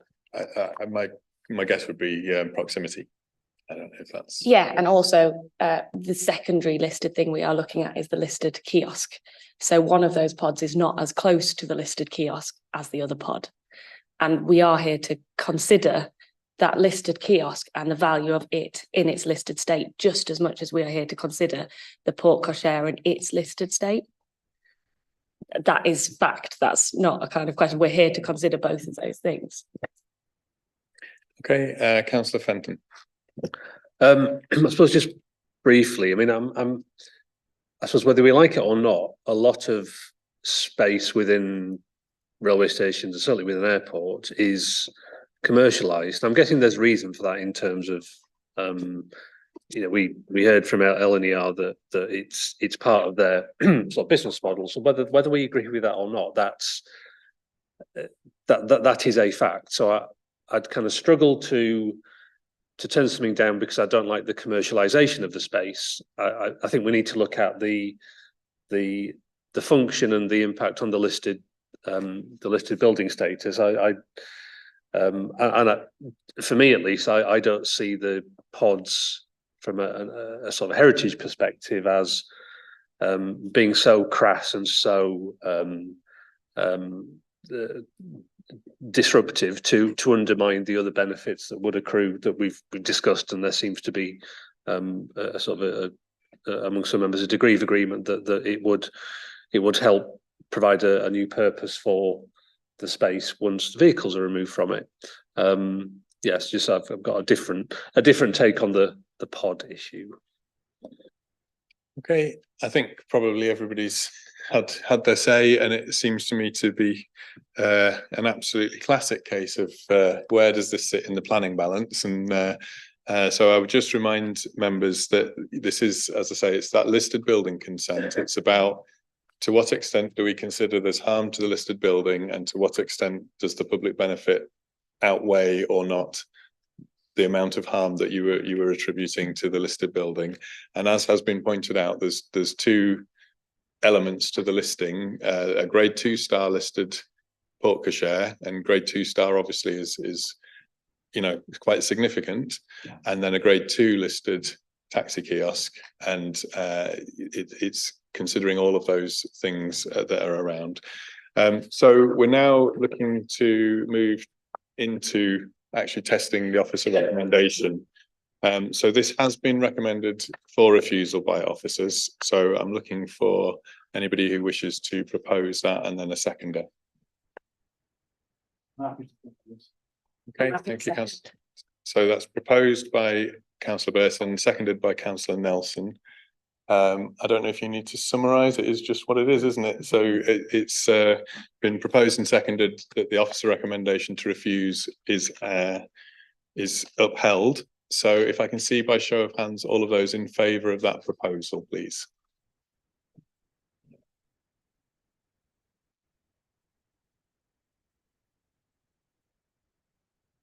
Okay, and all of those against? And any abstentions? Okay, so that was 7 in favour of refusal, 3 against refusal. So that application is refused. If I could perhaps suggest that if LNER were minded to do anything further on this, it did seem to me that there is quite a lot of support in the room for the principle of an enclosed space, and it's how it's done and how that's taken forward. So I hope that people will consider thinking about some of the considerations that have been made here this evening. But as I say, as things currently stand, there is an existing planning approval for that area to be paved out with York stone, and the use of it will be changed anyway. So I make it 6:10. I'm going to propose that we take a short adjournment before moving on to the next agenda item. So can I suggest that we come back at 6:20? Thank you.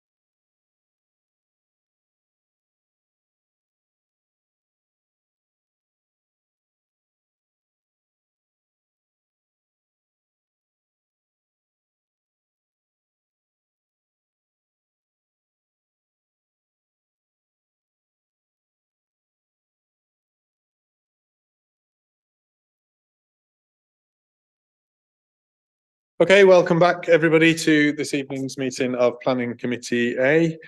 We will move straight on to the next item, which is agenda item 4B, Hempland School. We are joined at the table by Mark Baldry, who's the Development Management Officer, and Ian Stokes, who's Principal Development Control Engineer. And if I could invite Becky, first of all, just to talk us through the plans, and then Mark will give us any updates. Thank you, Chair. So the application is erection of a two-storey school building with associated parking, play space and landscaping, and the demolition of the existing school buildings. So you can see on the slide in front of you, the existing school there and the red line boundary. Satellite view. That's the existing access from Whitby Avenue. Existing school buildings, again, more school buildings. Northwest boundary, existing playground and boundaries. That's your demolition plan, so that's your existing building that'll be demolished. And this is the new proposed school that will sit behind the demolished ones. See there. And the proposed site layout, as you can see, access in here, new school buildings, playing pictures to front and rear. And this is the proposed versus existing comparison layout. So you can see this is the existing school building. All of this will be amalgamated into this new one here. Proposed elevations and floor plans. I'm going to go back to that plan and then I'm going to pass you to Mark. Okay. In terms of updates to committee, there's been no further representations, comments or objections from any of the technical consultees or interested third parties.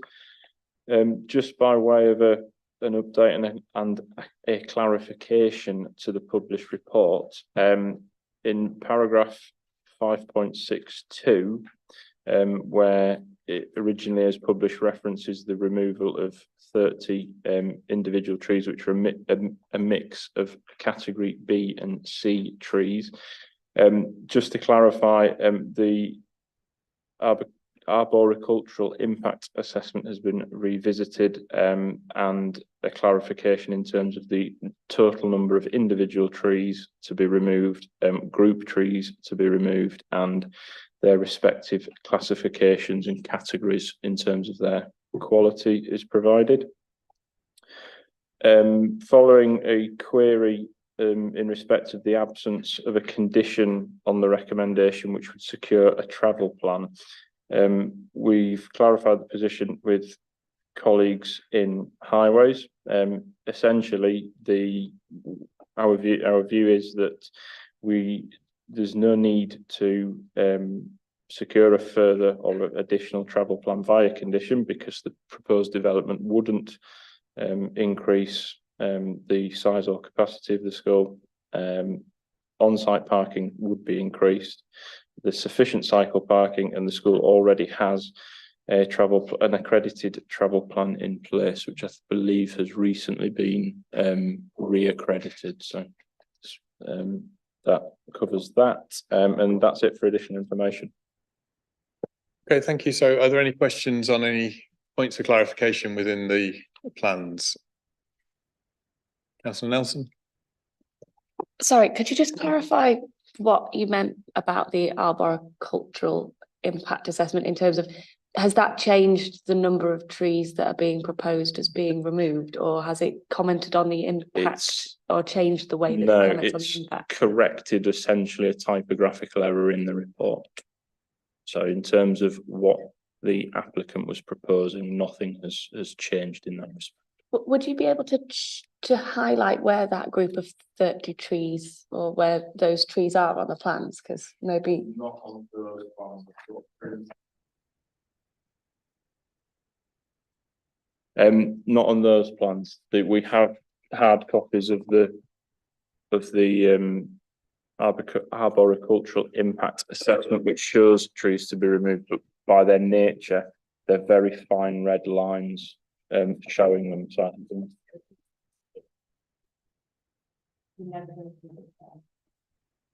It's only because I was trying to figure that out from the papers here and I struggled to make it sense. Yeah.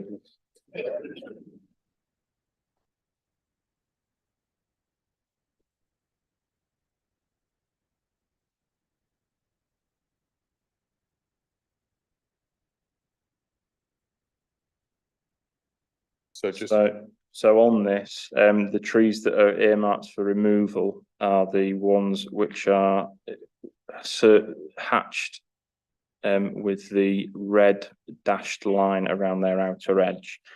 So they're primarily in areas where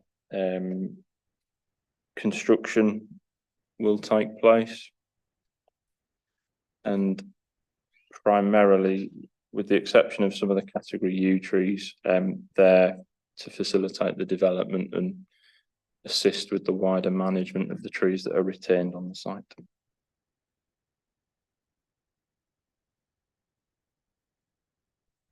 So in terms of what I'm looking at here, and I'm partly going to try and describe it for the benefit of anybody who's watching as well. Please correct me if I'm getting this wrong. There's a line of trees that run along the southern boundary of the site, which all appear to be within the red hashed. No, the complicating factor here is that the root protection areas for the trees to be retained are marked in a sort of pinky magenta colour. So along that back row, I think 35 is to come out. Yeah.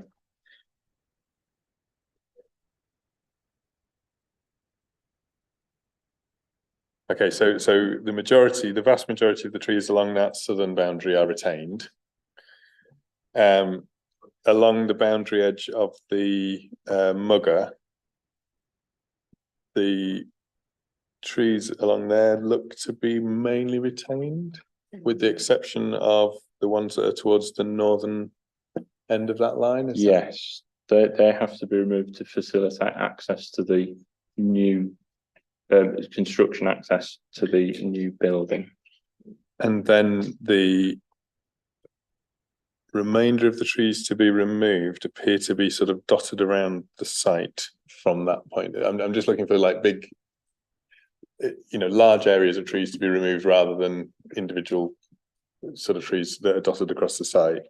And I appreciate this is probably fascinating viewing for everybody at home, but I think it is worth us just being clear as a committee. So there seems to be odd ones around the entrance point to the site that are to be removed. One or two in the boundary on the eastern boundary, and a group of trees that sort of run along the edge of the tennis courts or football courts, whatever is within the mugger.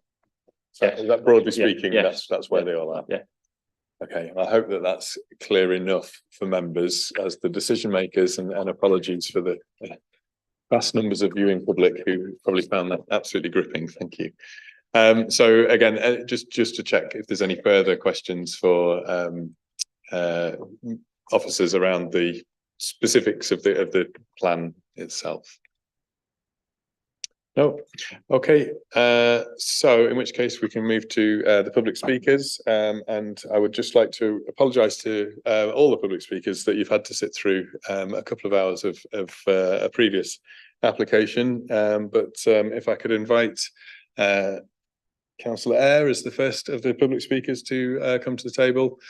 And Councillor A, you know the score, so just start in your own time. And if I used to be on this side, running on, then I will interrupt you. So on you go. Thank you, Chair. So obviously this is quite a bittersweet moment for me. I was a pupil of Hempland School, and my children, in fact, one of which is still at Hempland School. So I do have particularly fond memories of this particular building.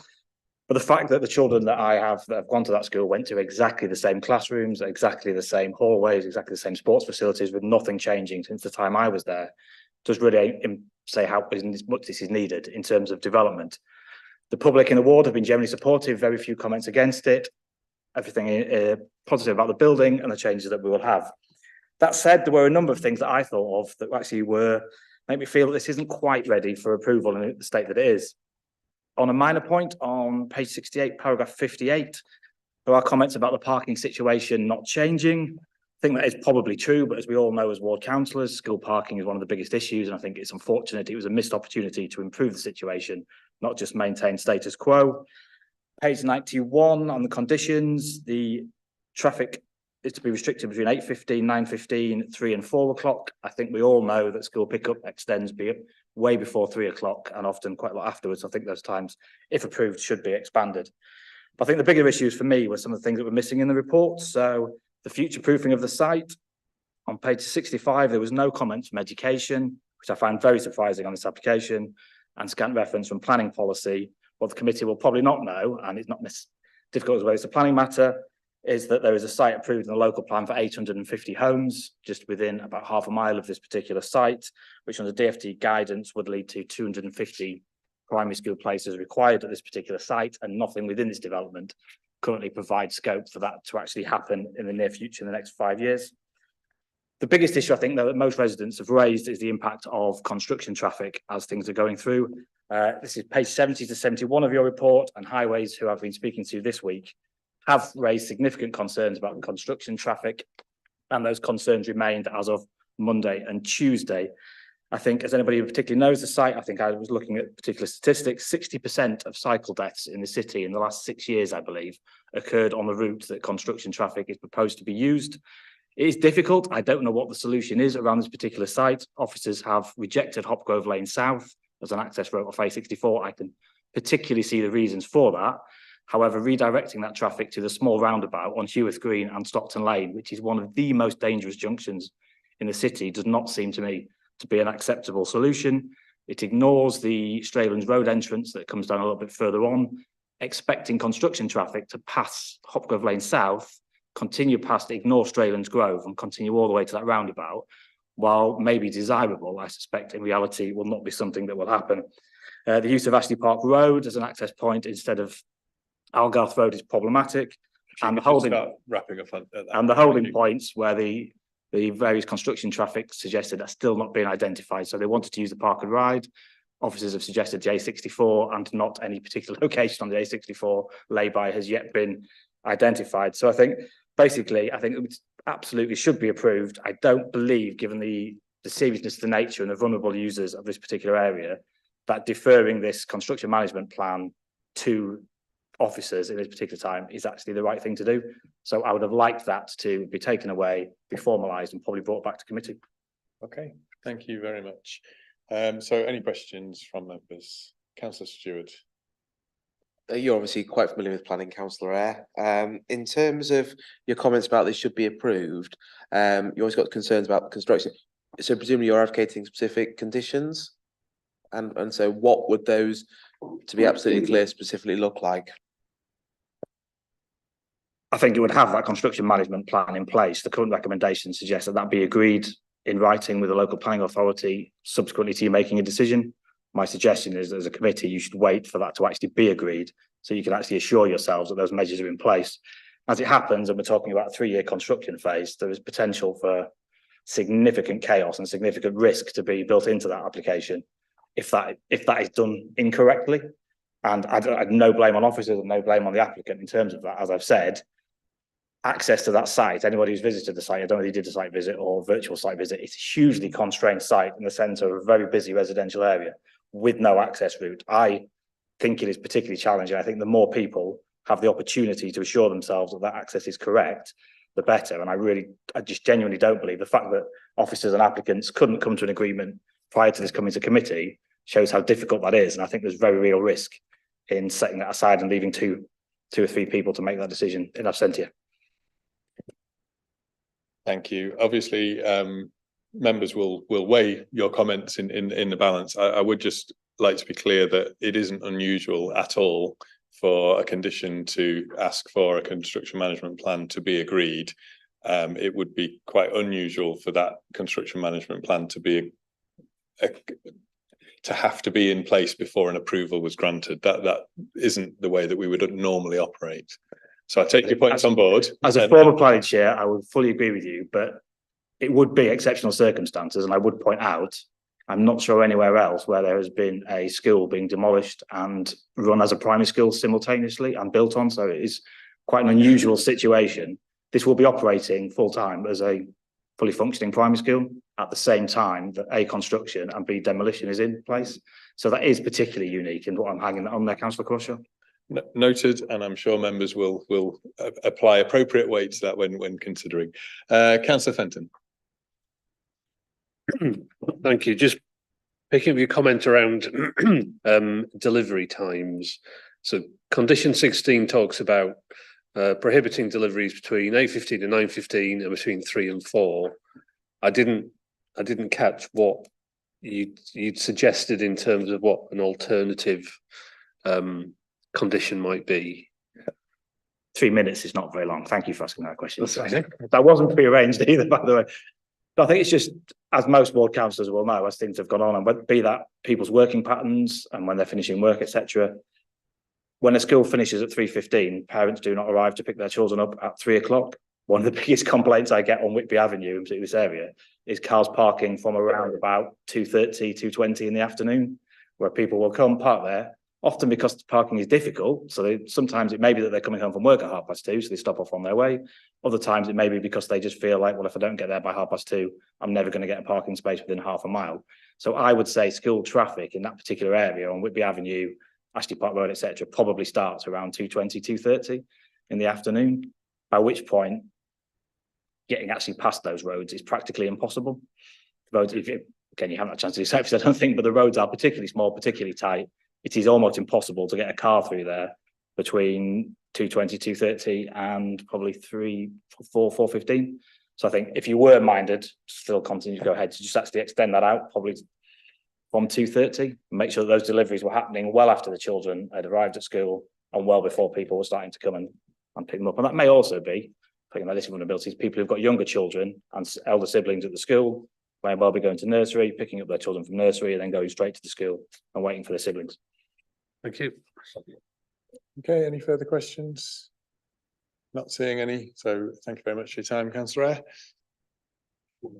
And if I could invite Brian Kavanagh, who's the agent speaking in support, to come up to the table, and I think you'll be joined by Stephen Foster and Michelle Bowling. I hope I've pronounced that correctly. And if I'm correct, Stephen's available to answer any construction related questions, and Michelle is here on behalf of the Schools Trust, so can speak to any of the school elements of it. And again, apologies that you've had to wait a long time, and you have 3 minutes to address the committee, and if I think you're going to run over, I'll give you a little heads up. So. Thank you very much, and thank you for your time. And firstly, I just want to endorse the recommendation of the committee report and compliment the work that Mark and his team have done on getting to this position. It's been a breath of fresh air having a planning officer who picks up the phone or answers the phone. Just by way of background, don't have anything sort of prepared in terms of a speech or anything. It's just to respond to the comments that were made.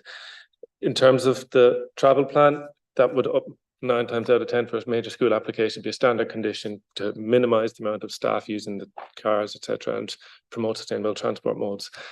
We had the benefit of an existing school being operational here, so prior to this application, the school were already active with their travel plan, and prior to the submission of the application, we were able to submit. They've got currently a green travel plan, and they're going to be submitting for silver, I think, within this academic year. So rather than conditioning it, which we can produce, but they're already engaged in that process, which is really helpful. With regard to the trees, any tree loss is unfortunate, but trying to keep a school operational, trying to keep Sport England happy, and trying to build a new school building on site while trying to minimise any loss of major trees or boundary trees. The site gets very small very quickly. The majority of the trees are sort of smaller trees which are added around the buffer around the building, which were probably planted when the building was built up, rather than the sort of the more natural trees around the boundary. So any tree loss, I've insisted our landscape consultant and tree officers have had to justify to me as being absolutely necessary, because we don't want to lose any more trees than we have to, and we want to promote trees being planted and result in an uplift. In terms of the design, just finally on the construction matters, I'm going to, if there's any questions on that and responding probably to Councillor Eyre's comments, we would direct you to Steve, who knows a lot more about construction than I do, but we have worked out with Mark, and I know that Councillor Eyre was commenting on the most recent revision D of the Kemp, which was submitted. We have submitted revision F on Tuesday, but I don't expect anyone to have read that yet. But I appreciate that this, Councillor Eyre said these are exceptional circumstances. A school in a residential area isn't an exceptional circumstance. It is a narrow site, it is a residential area, but from speaking to Steve and from working on various schools at the Department for Education myself, there are ways in which it can harmoniously work while a construction job takes place. It just requires a good contractor, a respectful contractor to work in the area. And the reason ISG are on these Department for Education frameworks is because they function that way. So I think it can work, and I don't think there's any exceptional reason why we'd need to be doing more work on this prior to a planning permission being issued. And while I do respect the suggestion of a deferral, not in a month, 2 months to planning permission, that has big implications on contract, because the Department for Education won't enter contract, etc., until planning permission is in place, etc. But thank you. Okay, thank you. That was just a tiny bit over 3 minutes. I thought you were wrapping up, so I thought I would leave you to get to that point. Thank you. So I'll just hand over to committee members if there are any questions. I can see Councillor Stewart and then Councillor Fenton. Thanks, Chair. Yeah, question for Stephen, presumably. Just on the point Councillor Eyre made about the window for deliveries or no deliveries. I mean, to me, that does sound a very narrow window, you know, sort of 8:15 to 9:15 and then 3 o'clock to 4 o'clock. And, you know, the whole sort of vision of somebody running late for school, dropping off their child just as a cement mixer arrives, you know, would it make life more difficult for you? Would it make life tangibly more difficult for yourself if that window when people can't deliver is wider? I mean, half an hour to me could make a lot of difference on that. So it does have an impact on the construction programme, but a minor change would be acceptable, an extension to that period to work with, and we do that anyway. So we're in constant communication with the school. Once we start the plan on paper, and then we discuss that in meetings with the schools and the trusts and the DfE to see how it's going, and we can change things anyway. So we do that. That's a part of our sort of normal processes. So I think that a small extension to that window would be acceptable. Too big, then it does impact on construction period, which would of course make the duration of the project longer. So therefore, the impact's greater anyway when you sort of prorate it across like that. Okay, next I had Councillor Fenton, and then I've got Councillor Steels-Walsh after that. Thank you. Obviously, we're making a decision on the plan that's in front of us.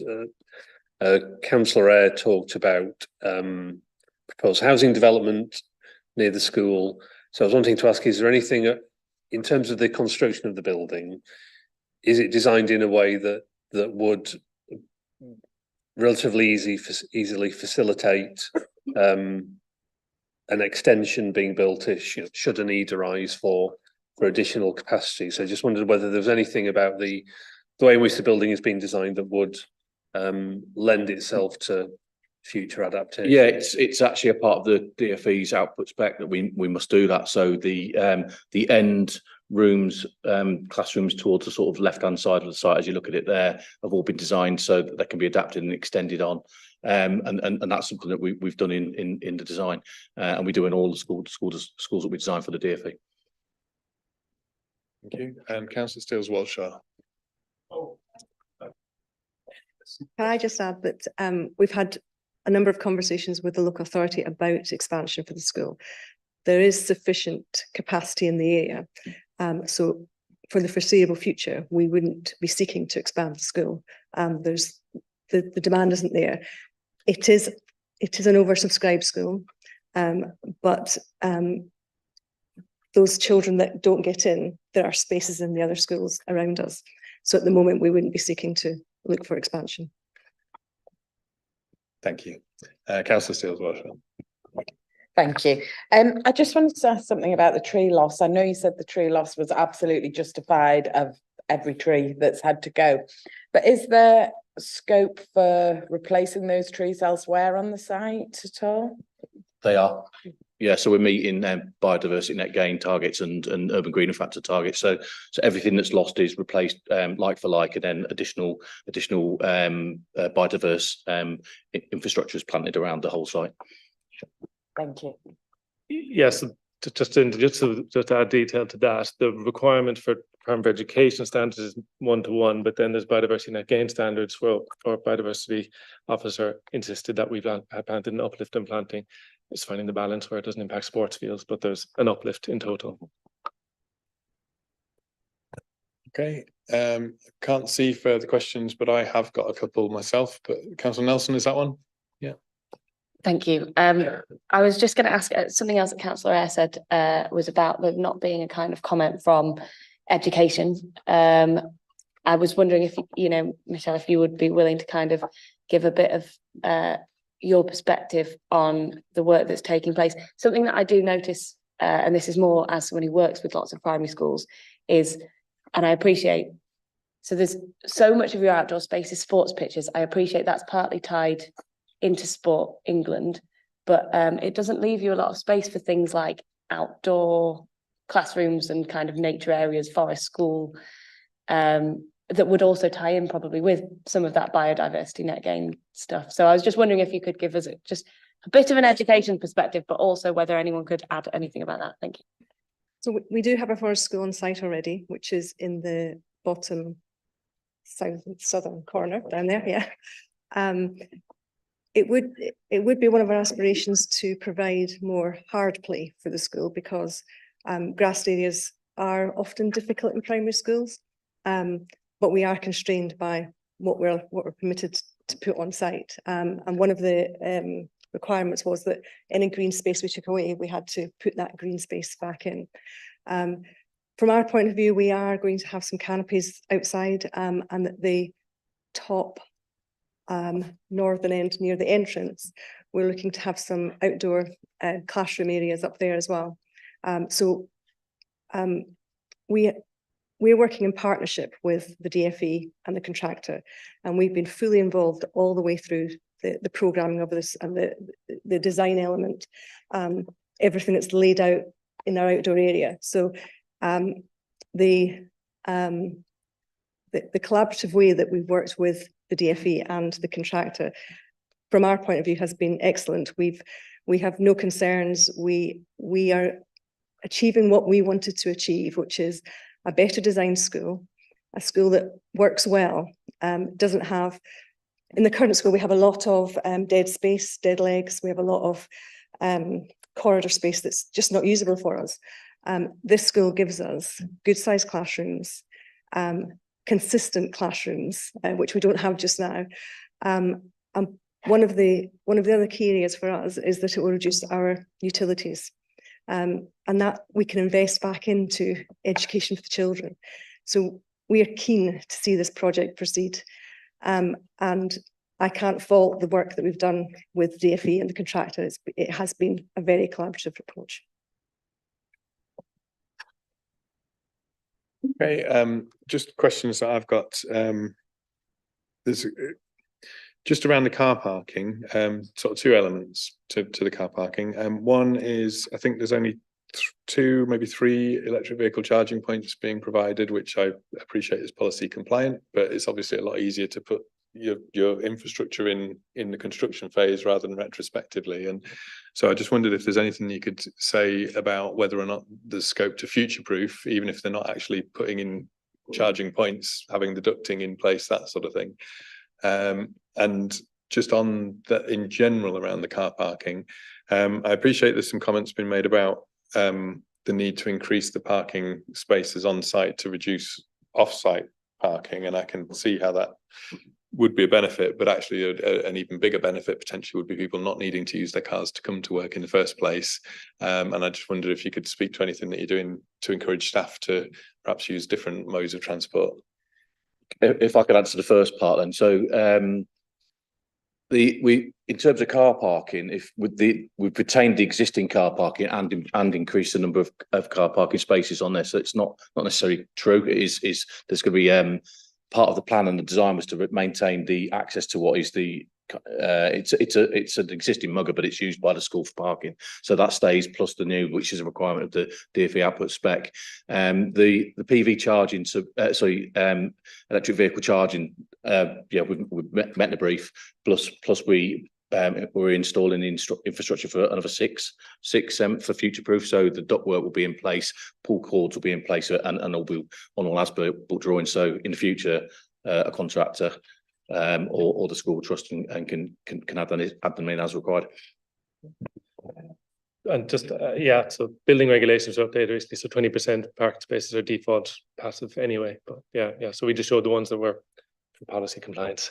With regard to the staff parking, you always want to strike the right balance between not causing a headache to residents while also not encouraging people to park on site.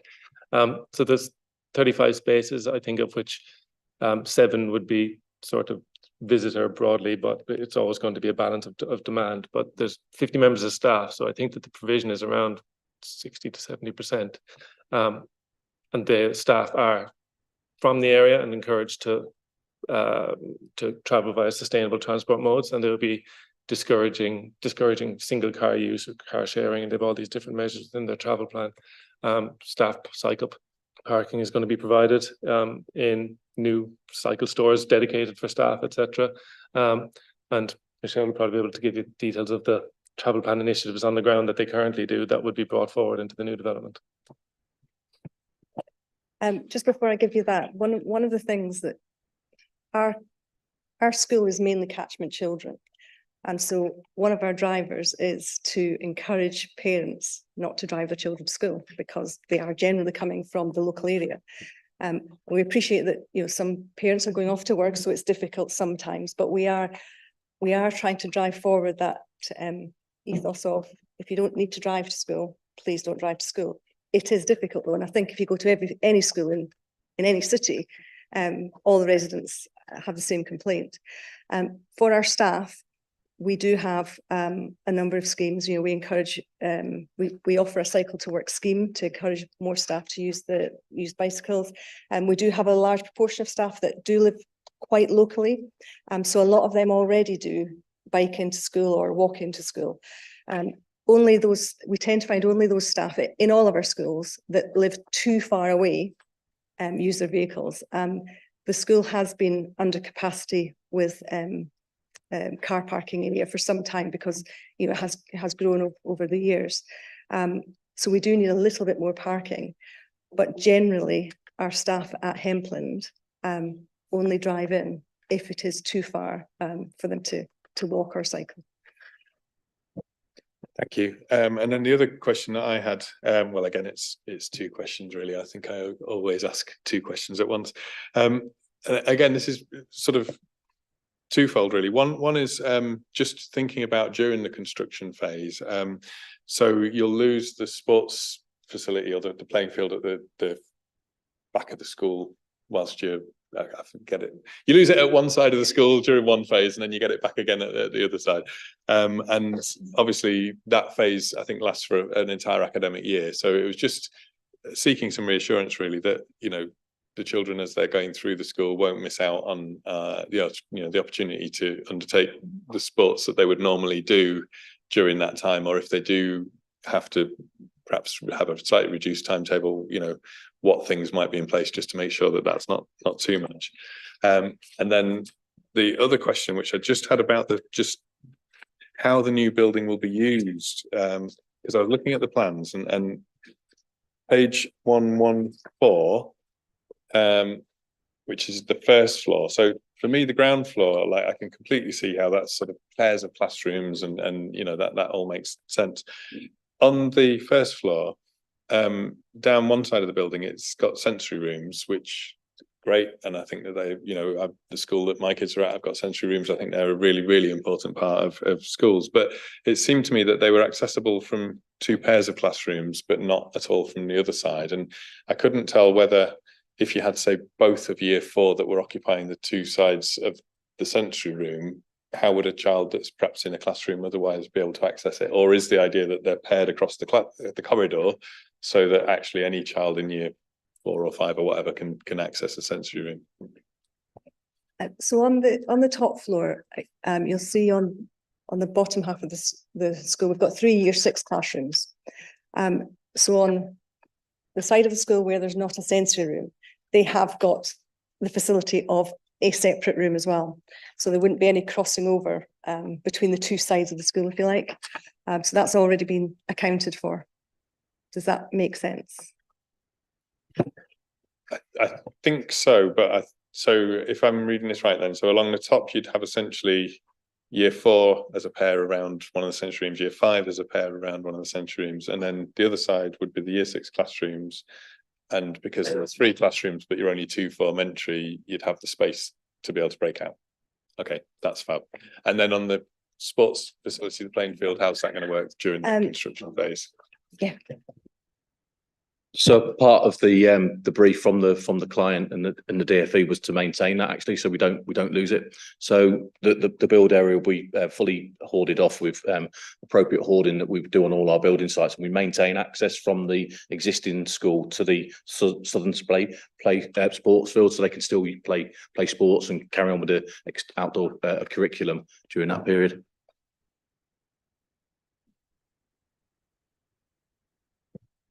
But don't they, sorry, I'm just looking at the phasing that's in the page 117, 118, 119. Don't you lose some of the, is it just playground space that gets lost then during the construction of the new part of the school? So we still maintain the accesses on the, as you're looking on that drawing there on the left hand side, there's pedestrian access from the existing building to the southern playing field, so the school can still carry on playing sports and their PE. We take a little bit of that for the build site up clearly, but we've tried to maintain our hoarding line. We'll try and maintain the sort of maximum amount of areas so they can continue to carry on with the curriculum. Okay, thank you. Unless there are any further questions, which I don't think that there are, so thank you very much for coming and speaking to us this evening. If you'd like to carry on watching, just sit back in those chairs behind you, but thank you very much. So members, I don't know if there's any further questions based on the report or some of what you've heard that you'd like to ask for officers. Councillor Fisher. Thank you. Something just occurred to me. On page 66.39, it says the carbon reduction team has no objection but recommends conditions. The only condition I could see is condition 17, which seems to refer to EV charging. Now, normally when we have a new build, we insist on carbon reduction of 28% by comparison with existing. Firstly, does that not apply to schools? And if so, do we need that condition? And secondly, the other part of it is, does the building, being a fairly substantial 2-storey building, make savings over an older building that was single-storey? I think, but perhaps Becky will be able to find the paragraph. I think it's referred to in the report that the building regulations have superseded the conditions that we would have applied. So the 28% is overtaken. But... So in terms of the CC1 and CC2 policies that are, as they are drafted within the local plan, building control regulations have superseded those, which in essence would negate the need for those conditions, because the building control requirements would achieve a far higher standard. Notwithstanding that, one of the applicants referenced the output spec for the DFE, that works to a net zero on occupation standard. So what the development achieves purely by its design from the ground up surpasses anything that a policy requirement or a condition would secure. Thank you. I just wanted to be assured that the building was going to be as near zero carbon or 10 towards that as we can get it. Yeah. Yes. Okay, thank you. Councillor Fenton. Picking up on the issue of the construction environmental management plan, the applicant indicated that there have been continue to be a number of iterations of the plan that are still subject to discussion. The report highlights paragraph 5.19, some concerns that Highways had around a potential route for delivery vehicles, and Councillor Eyre highlighted a particular a concern with Malton Road being used rather than Hopgrove Lane South. As anyone who's cycled across the magic roundabout, which is not so magic at the bottom of Malton Road, will be where it's not great. It just helps to understand where officers are with the agreement of that plan, and how likely it is that the concerns highlighted in this report will be taken into account. So we did receive an updated version of the construction environmental management plan at the start of this week. Unfortunately, we haven't had the opportunity to get that over the line insofar as negating the need for the conditions as they've been set out in the recommendation. One of the concerns that Highways had raised with the use of Hopgrove Lane South was that that road itself is quite congested at times with parked cars. The risk there is that if construction traffic were to come that way, it would back up onto Malton Road, and given its proximity to Little Hopgrove and then Hopgrove roundabouts, there's greater implications for the strategic road network.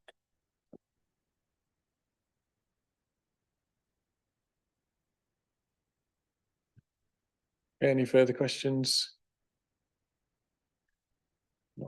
Not seeing any. Oh, sorry, Councillor Nelson. There's always one from me, isn't there? Just thinking about the demolition of the existing school.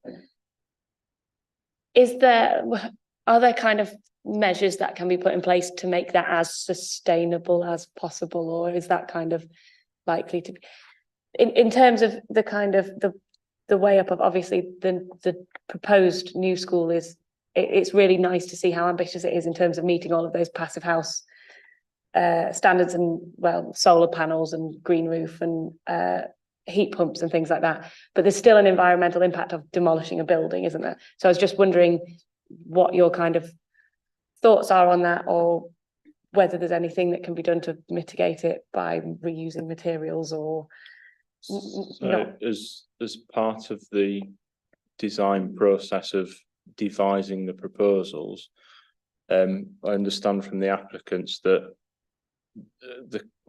I think a costings and benefits exercise was undertaken versus looking at sort of the demolition and rebuild proposal that we essentially have before us versus a retrofit scenario and improving what's there already. The demolition and rebuild, the replacement and demolition scenario that's proposed has far better greater benefits and better outcomes than the retrofit scenario. Great, thank you for giving me, that's the answer to the question I was trying to ask. I know I didn't manage to ask it very well. Thank you. Just building on that, in terms of the demolition, I presume that thought will have been given and the appropriate conditions are in terms of whenever you do any sort of demolition, it creates dust, it creates that kind of impact on the wider environment, and given that it's a school that's going to be occupied and in use, it's particularly delicate, isn't it, in terms of that. So if you could just give us the assurance that I'm sure is there, that it says that everything's been taken in terms of the condition 16 as it's currently recommended will which is it, subsection K, secures the measures to minimise the creation of dust, noise and vibration during the demolition to ensure that's managed for the school as it continues to operate, but also the surrounding neighbouring properties. Okay, unless there are further questions, I think we can move into debate. So again, just to remind members, it's not about proposals at this stage, but just giving us an indication of where you are. So I saw Councillor Fisher first and then Councillor Burton. Thank you very much, Chair. Obviously, I'm in favour of the application in principle. I think getting a new school and purpose-built, modern standards, it will be a massive benefit over the old school that churned out Councillor Eyre in the past and left him in my tender care for 7 years. There are big issues with this though. One is the access to the site, how you actually get building materials. And I would plead that Hopgrove Lane must not be a possible way in for a very simple reason. It's the bane of my life, that road. It's a bit less now, it's been resurfaced, but it is loved by boy racers coming off Stockton Lane. There's a constant speeding problem, which is why I speak, camera vans are there a lot. A lot of the residents deliberately park their cars on the road so that vehicles can't get past. That slows things down. But it also means that large lorries have great difficulty getting past. They have to slalom in and out, and frequently can't even get into Hopgrove Lane from one end, from Malton Road. And that can cause massive tailbacks. Nobody can get out, nobody can get in. The other problem is at the other end, you go up a hill and then there's a junction with Stockton Lane. Now, turning left is easy because you've got a good visibility display to the right, but turning right for a slow moving lorry, you've got a very poor visibility display over the top of the A64 bridge. You've probably got 20 metres, 25 metres, and it's a 60-mile-an-hour limit. So obviously there is a real risk there for slow moving lorries turning onto Stockton Lane. So I would really urge that Hopgrove Lane is not considered in any way as a vehicular route to the site. The other thing is, of course, you've got this constant problem of building a new school while operating an old school, and then you've got the demolition once you've moved in. I think members should have some oversight of the CEMP just to double check it, and I would urge that condition 16, the CEMP, should be for the approval of chair and vice chair, just for some oversight. I don't say it should be brought back to committee and wasted a month, but just when it comes in, we just have some oversight on it just to check it out and make sure that we're totally happy with it. Other than that, I'm generally happy with the scheme.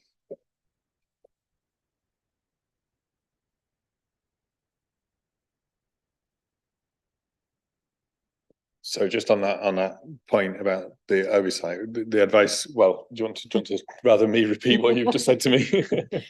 So in terms of a discharge of condition, that's for officers, that's not a member decision.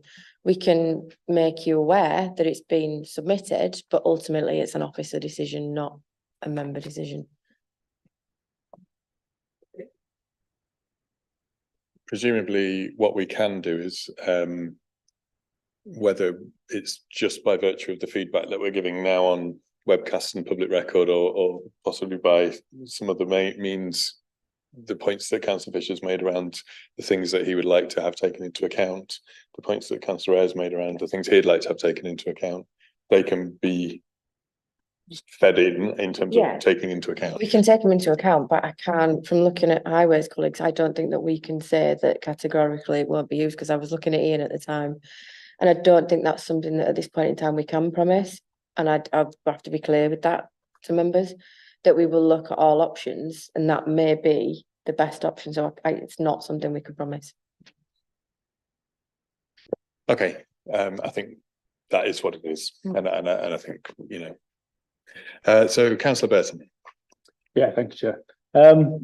Yeah, I mean, it is a complicated site, and there is lots of things to do with construction. And if people are minded to and are very keen to propose slight tweaks to the delivery times, then I think I'd be supportive of that. But otherwise, this is it's a very exciting project. It's going to improve the facilities. It's going to massively reduce the overheads in terms of the environmental improvements that are made to the building. It's just a fantastic scheme, and the money that's being used to fund it is very competitively bid for by schools across the country, and it's really important that we're able to capture that, and that's related to timescales. So I think the key thing for me is that we make this decision today and don't look to defer. And I'd like to say that we have very good officers in the council, and I trust them to make good decisions when it comes to things like conditions that we put in place. So I'm quite happy to leave that in their hands to deal with it from where I stand. So thank you. Councillor Fenton. I think just to add on condition 16 around times of delivery, I hear what the applicant said in terms of complications that may be caused by further restricting delivery times, but I think a move from 3 o'clock to 2:45 would hopefully be a pragmatic change that wouldn't unduly affect the operation of the construction or delay it, because obviously the whole point is for the building to be constructed as quickly as possible so the children can move in and that disruption is kept to a minimum. So as and when it comes to the point of deciding what additional or change conditions we might want to ask for, then that's when I would suggest. Thank you. Okay, thank you. Councillor Nelson. I completely agree. I was actually going to suggest 2:30. That's all I thought I'd say. I believe that the applicants, when they spoke, said half an hour wouldn't make a huge difference, or could be managed, or could be dealt with.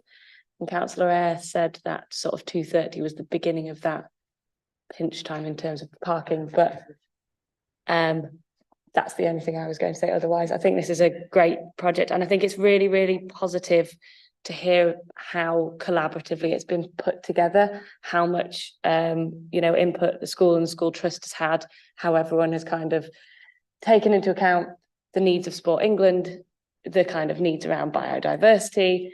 I think it's really positive to see a project that's and the question about EVs, and to hear that there's a lot more of the infrastructure going in, and it seems to me that it's been put together really well, with the right construction traffic management plan. And yeah, I was going to propose 2:30, but 2:45 would be fine, depending. Just on the times, we've got the times that the school is operating. So I believe this is correct. Key stage 1 is 8:35 to 3:15, and key stage 2 is 8:40 to 3:20. So if you were moving to 2:30, that would be a full 45 minutes before the school was due to be closing. The school day due to be ending. The only thing I would perhaps say is that given that we heard that a lot of the children are coming from within the very close area, I understand the points that have been raised around the some people who are coming into school, and driving in for various reasons, but in particular that end of the day, where you perhaps have less people who are then driving on to work and those sorts of things. It's just getting the balance right, isn't it, between being able to get the construction done as quickly as possible and what's meaningful and realistic in terms of when there are issues around congestion, and I would assume that the school will be doing everything that they possibly can to discourage people from travelling to the school by car anyway, but in particular during the time when there's going to be additional vehicles in there. So I just don't want us to put something that's binding that is based on an assumption that we don't necessarily know to be correct at the moment. I'm wondering if there's a way of perhaps not changing the condition, but possibly the wording in the condition, just to give that little bit of flexibility, so that if officers feel that there is, because obviously the applicant did indicate that there could be some flexibility. I'm looking to Becky in terms of what might be the solution for that. My worry is just that if we overcompensate, we then create a problem that we didn't intend. Okay, just while Becky's having a minute on that, is there any other comments that anybody wanted to make? Councillor Fenton. I take the point. I think I do think 2:45 is not. I don't think that's an unreasonable change. And maybe if it was set to 2:45 and kept under review, because if the streets were empty until 3 o'clock, then clearly, and the contractor said it was having a material impact in terms of, you don't want to avoid a situation where a delivery wagon was turned away and had to drive a huge amount of distance, then come back the following day because they'd missed a slot. Clearly, that wouldn't be in anyone's interest. So I think wording along the lines of 2:45, but kept subject to regular review, might work. And Councillor Stewart. Thank you. Yeah, I mean, I'd be more on the half hour, I think, to be honest, than the quarter of an hour. And I think maybe we could go for the half hour and then keep that under review. So if, for example, delivery deliveries were going, getting turned away and everything like that. But you know, when I asked the applicants about it, and they said, well, as long as it's not too unreasonable, for me, half an hour wouldn't be too unreasonable. I don't know. I'm looking, and obviously it's not a public meeting, but you know, there's no reaction. He's not looking outraged, is he, by that half hour? The only thing I'm thinking is that 3 o'clock already allows a 15-minute and a 20-minute window. So if you then are pulling it back, you're adding a 45-minute window. That's the only thing that I'm. No, indeed, yeah, absolutely. But I think in terms of what they're doing, it's not like they're going to be getting, you know, endless deliveries. And I think, you know, narrowing it down could help. And also, we've heard that the school has lots of pupils being walked to school and everything like that. So delivery issue is not just about a car meeting a delivery vehicle. You know, it's about a young counsellor has just been released from school, sees his friend across the street, runs excitedly over, you know, as a lorry's coming and they could be 15, 20 minutes away from school having that. So I don't see we're losing a great deal if we have a half-hour extension, but if we were, we could go to the 15 minutes potentially. And Councillor Wilson. Sort of on the same point, thank you. Just there was a discussion when they presented to us about having that flexibility of talking to each other, and I am sure as a school we'll have the conversation to say, actually, it's not working. Can you shift the hours slightly, because that would work better for the people using the school? And I think I would certainly feel quite happily that the school and the constructors had that conversation between them. It's just that we're conditioning specific hours. But if we're conditioning the hours that are there, that they will be under review constantly anyway by the school. If that you're going through, so it's about building enough flexibility within the condition to capture the point that we're trying to make, which hopefully Becky might have got to. I don't think I've got a way around it, unfortunately, because I don't think you can. But what you could potentially add on the end is unless otherwise agreed in writing, but that would rely on us having a working relationship with the school, which we do very clearly, and we'd try and do it that it would give us the flexibility with the tagging on unless otherwise agreed in writing. But from a planning enforcement point of view, it's maybe not going to give, I can't promise you it's going to give you a hook unless we work with the school. And that is the risk that you have there that I can't take away, because you only, if you change your hours, yes, fine, you've got that hook from a planning enforcement point of view. If you say unless agreed in writing, that relies on a working relationship, which we very clearly have. But I don't want you to think that that's going to be it's not going to be the solution. It's going to be a best advice that I can give. Does that make sense? Councillor Nelson, and then I think we just need to make a decision on it. I think Councillor Wilson just hit on the solution actually, which is there are already hours in that condition which everybody's had sight of and kind of agreed to. There are concerns that those hours aren't enough, but the school and contractors have a relationship, and the condition as it is, as you know, as long as we're working on the assumption that if those hours need to be increased, the school trust can talk to the contractors and they can agree outside of this room, then actually it seems to me that there's just not necessarily a role for us to put a condition in to change what's already there. Because I think you're absolutely right. And I think we get a bit, when you're in planning and you're responsible for these really massive decisions, you kind of forget that we don't have to make all the decisions ourselves. The condition's fine, unless some catastrophic breakdown of relationship happens between the school and the contractors in the process. And if that happens, there's bigger issues than the pickup times and the delivery times. So actually, I would withdraw my suggestion that we change the conditions at all. Sorry. I think that's a good point, well made. I wonder whether leaving the hours as they are with that subject, unless otherwise agreed in writing, gives us enough flexibility there that everybody's happy with. If the school and the contractor, no, Councillor Fenton, are you? Oh, yeah. Or is the view perhaps that the concern is that what's in the interest of the school and the contractor in terms of getting the things done perhaps is slightly in conflict with what's in the broader interest of the access to the school site? It's just trying to get to where the nub of the issue is. I think part of my concern is the nature of the site, and you know, so I'd be happy with sort of 2:45 unless agreed unless agreed in writing.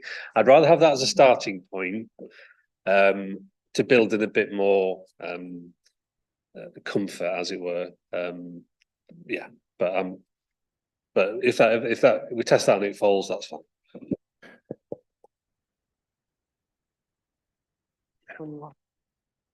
Okay. I think for what it's worth, what I would just say is we have highways officers and planning officers who discuss with the schools and come up with things that they agree with. But if we are minded to go to a 245 with a subject to agreement, the wording that we had, somebody needs to propose that and second it, and we just need to test that before we then go to the testing of the overall recommendation. So Councillor Fenton, you're proposing 245 with the addition of subject unless otherwise agreed in writing with the local planning authority. Do I have a seconder for that? Councillor Fisher, sorry, I saw him first before you. So can all of those in favour of that amendment to the condition please show now?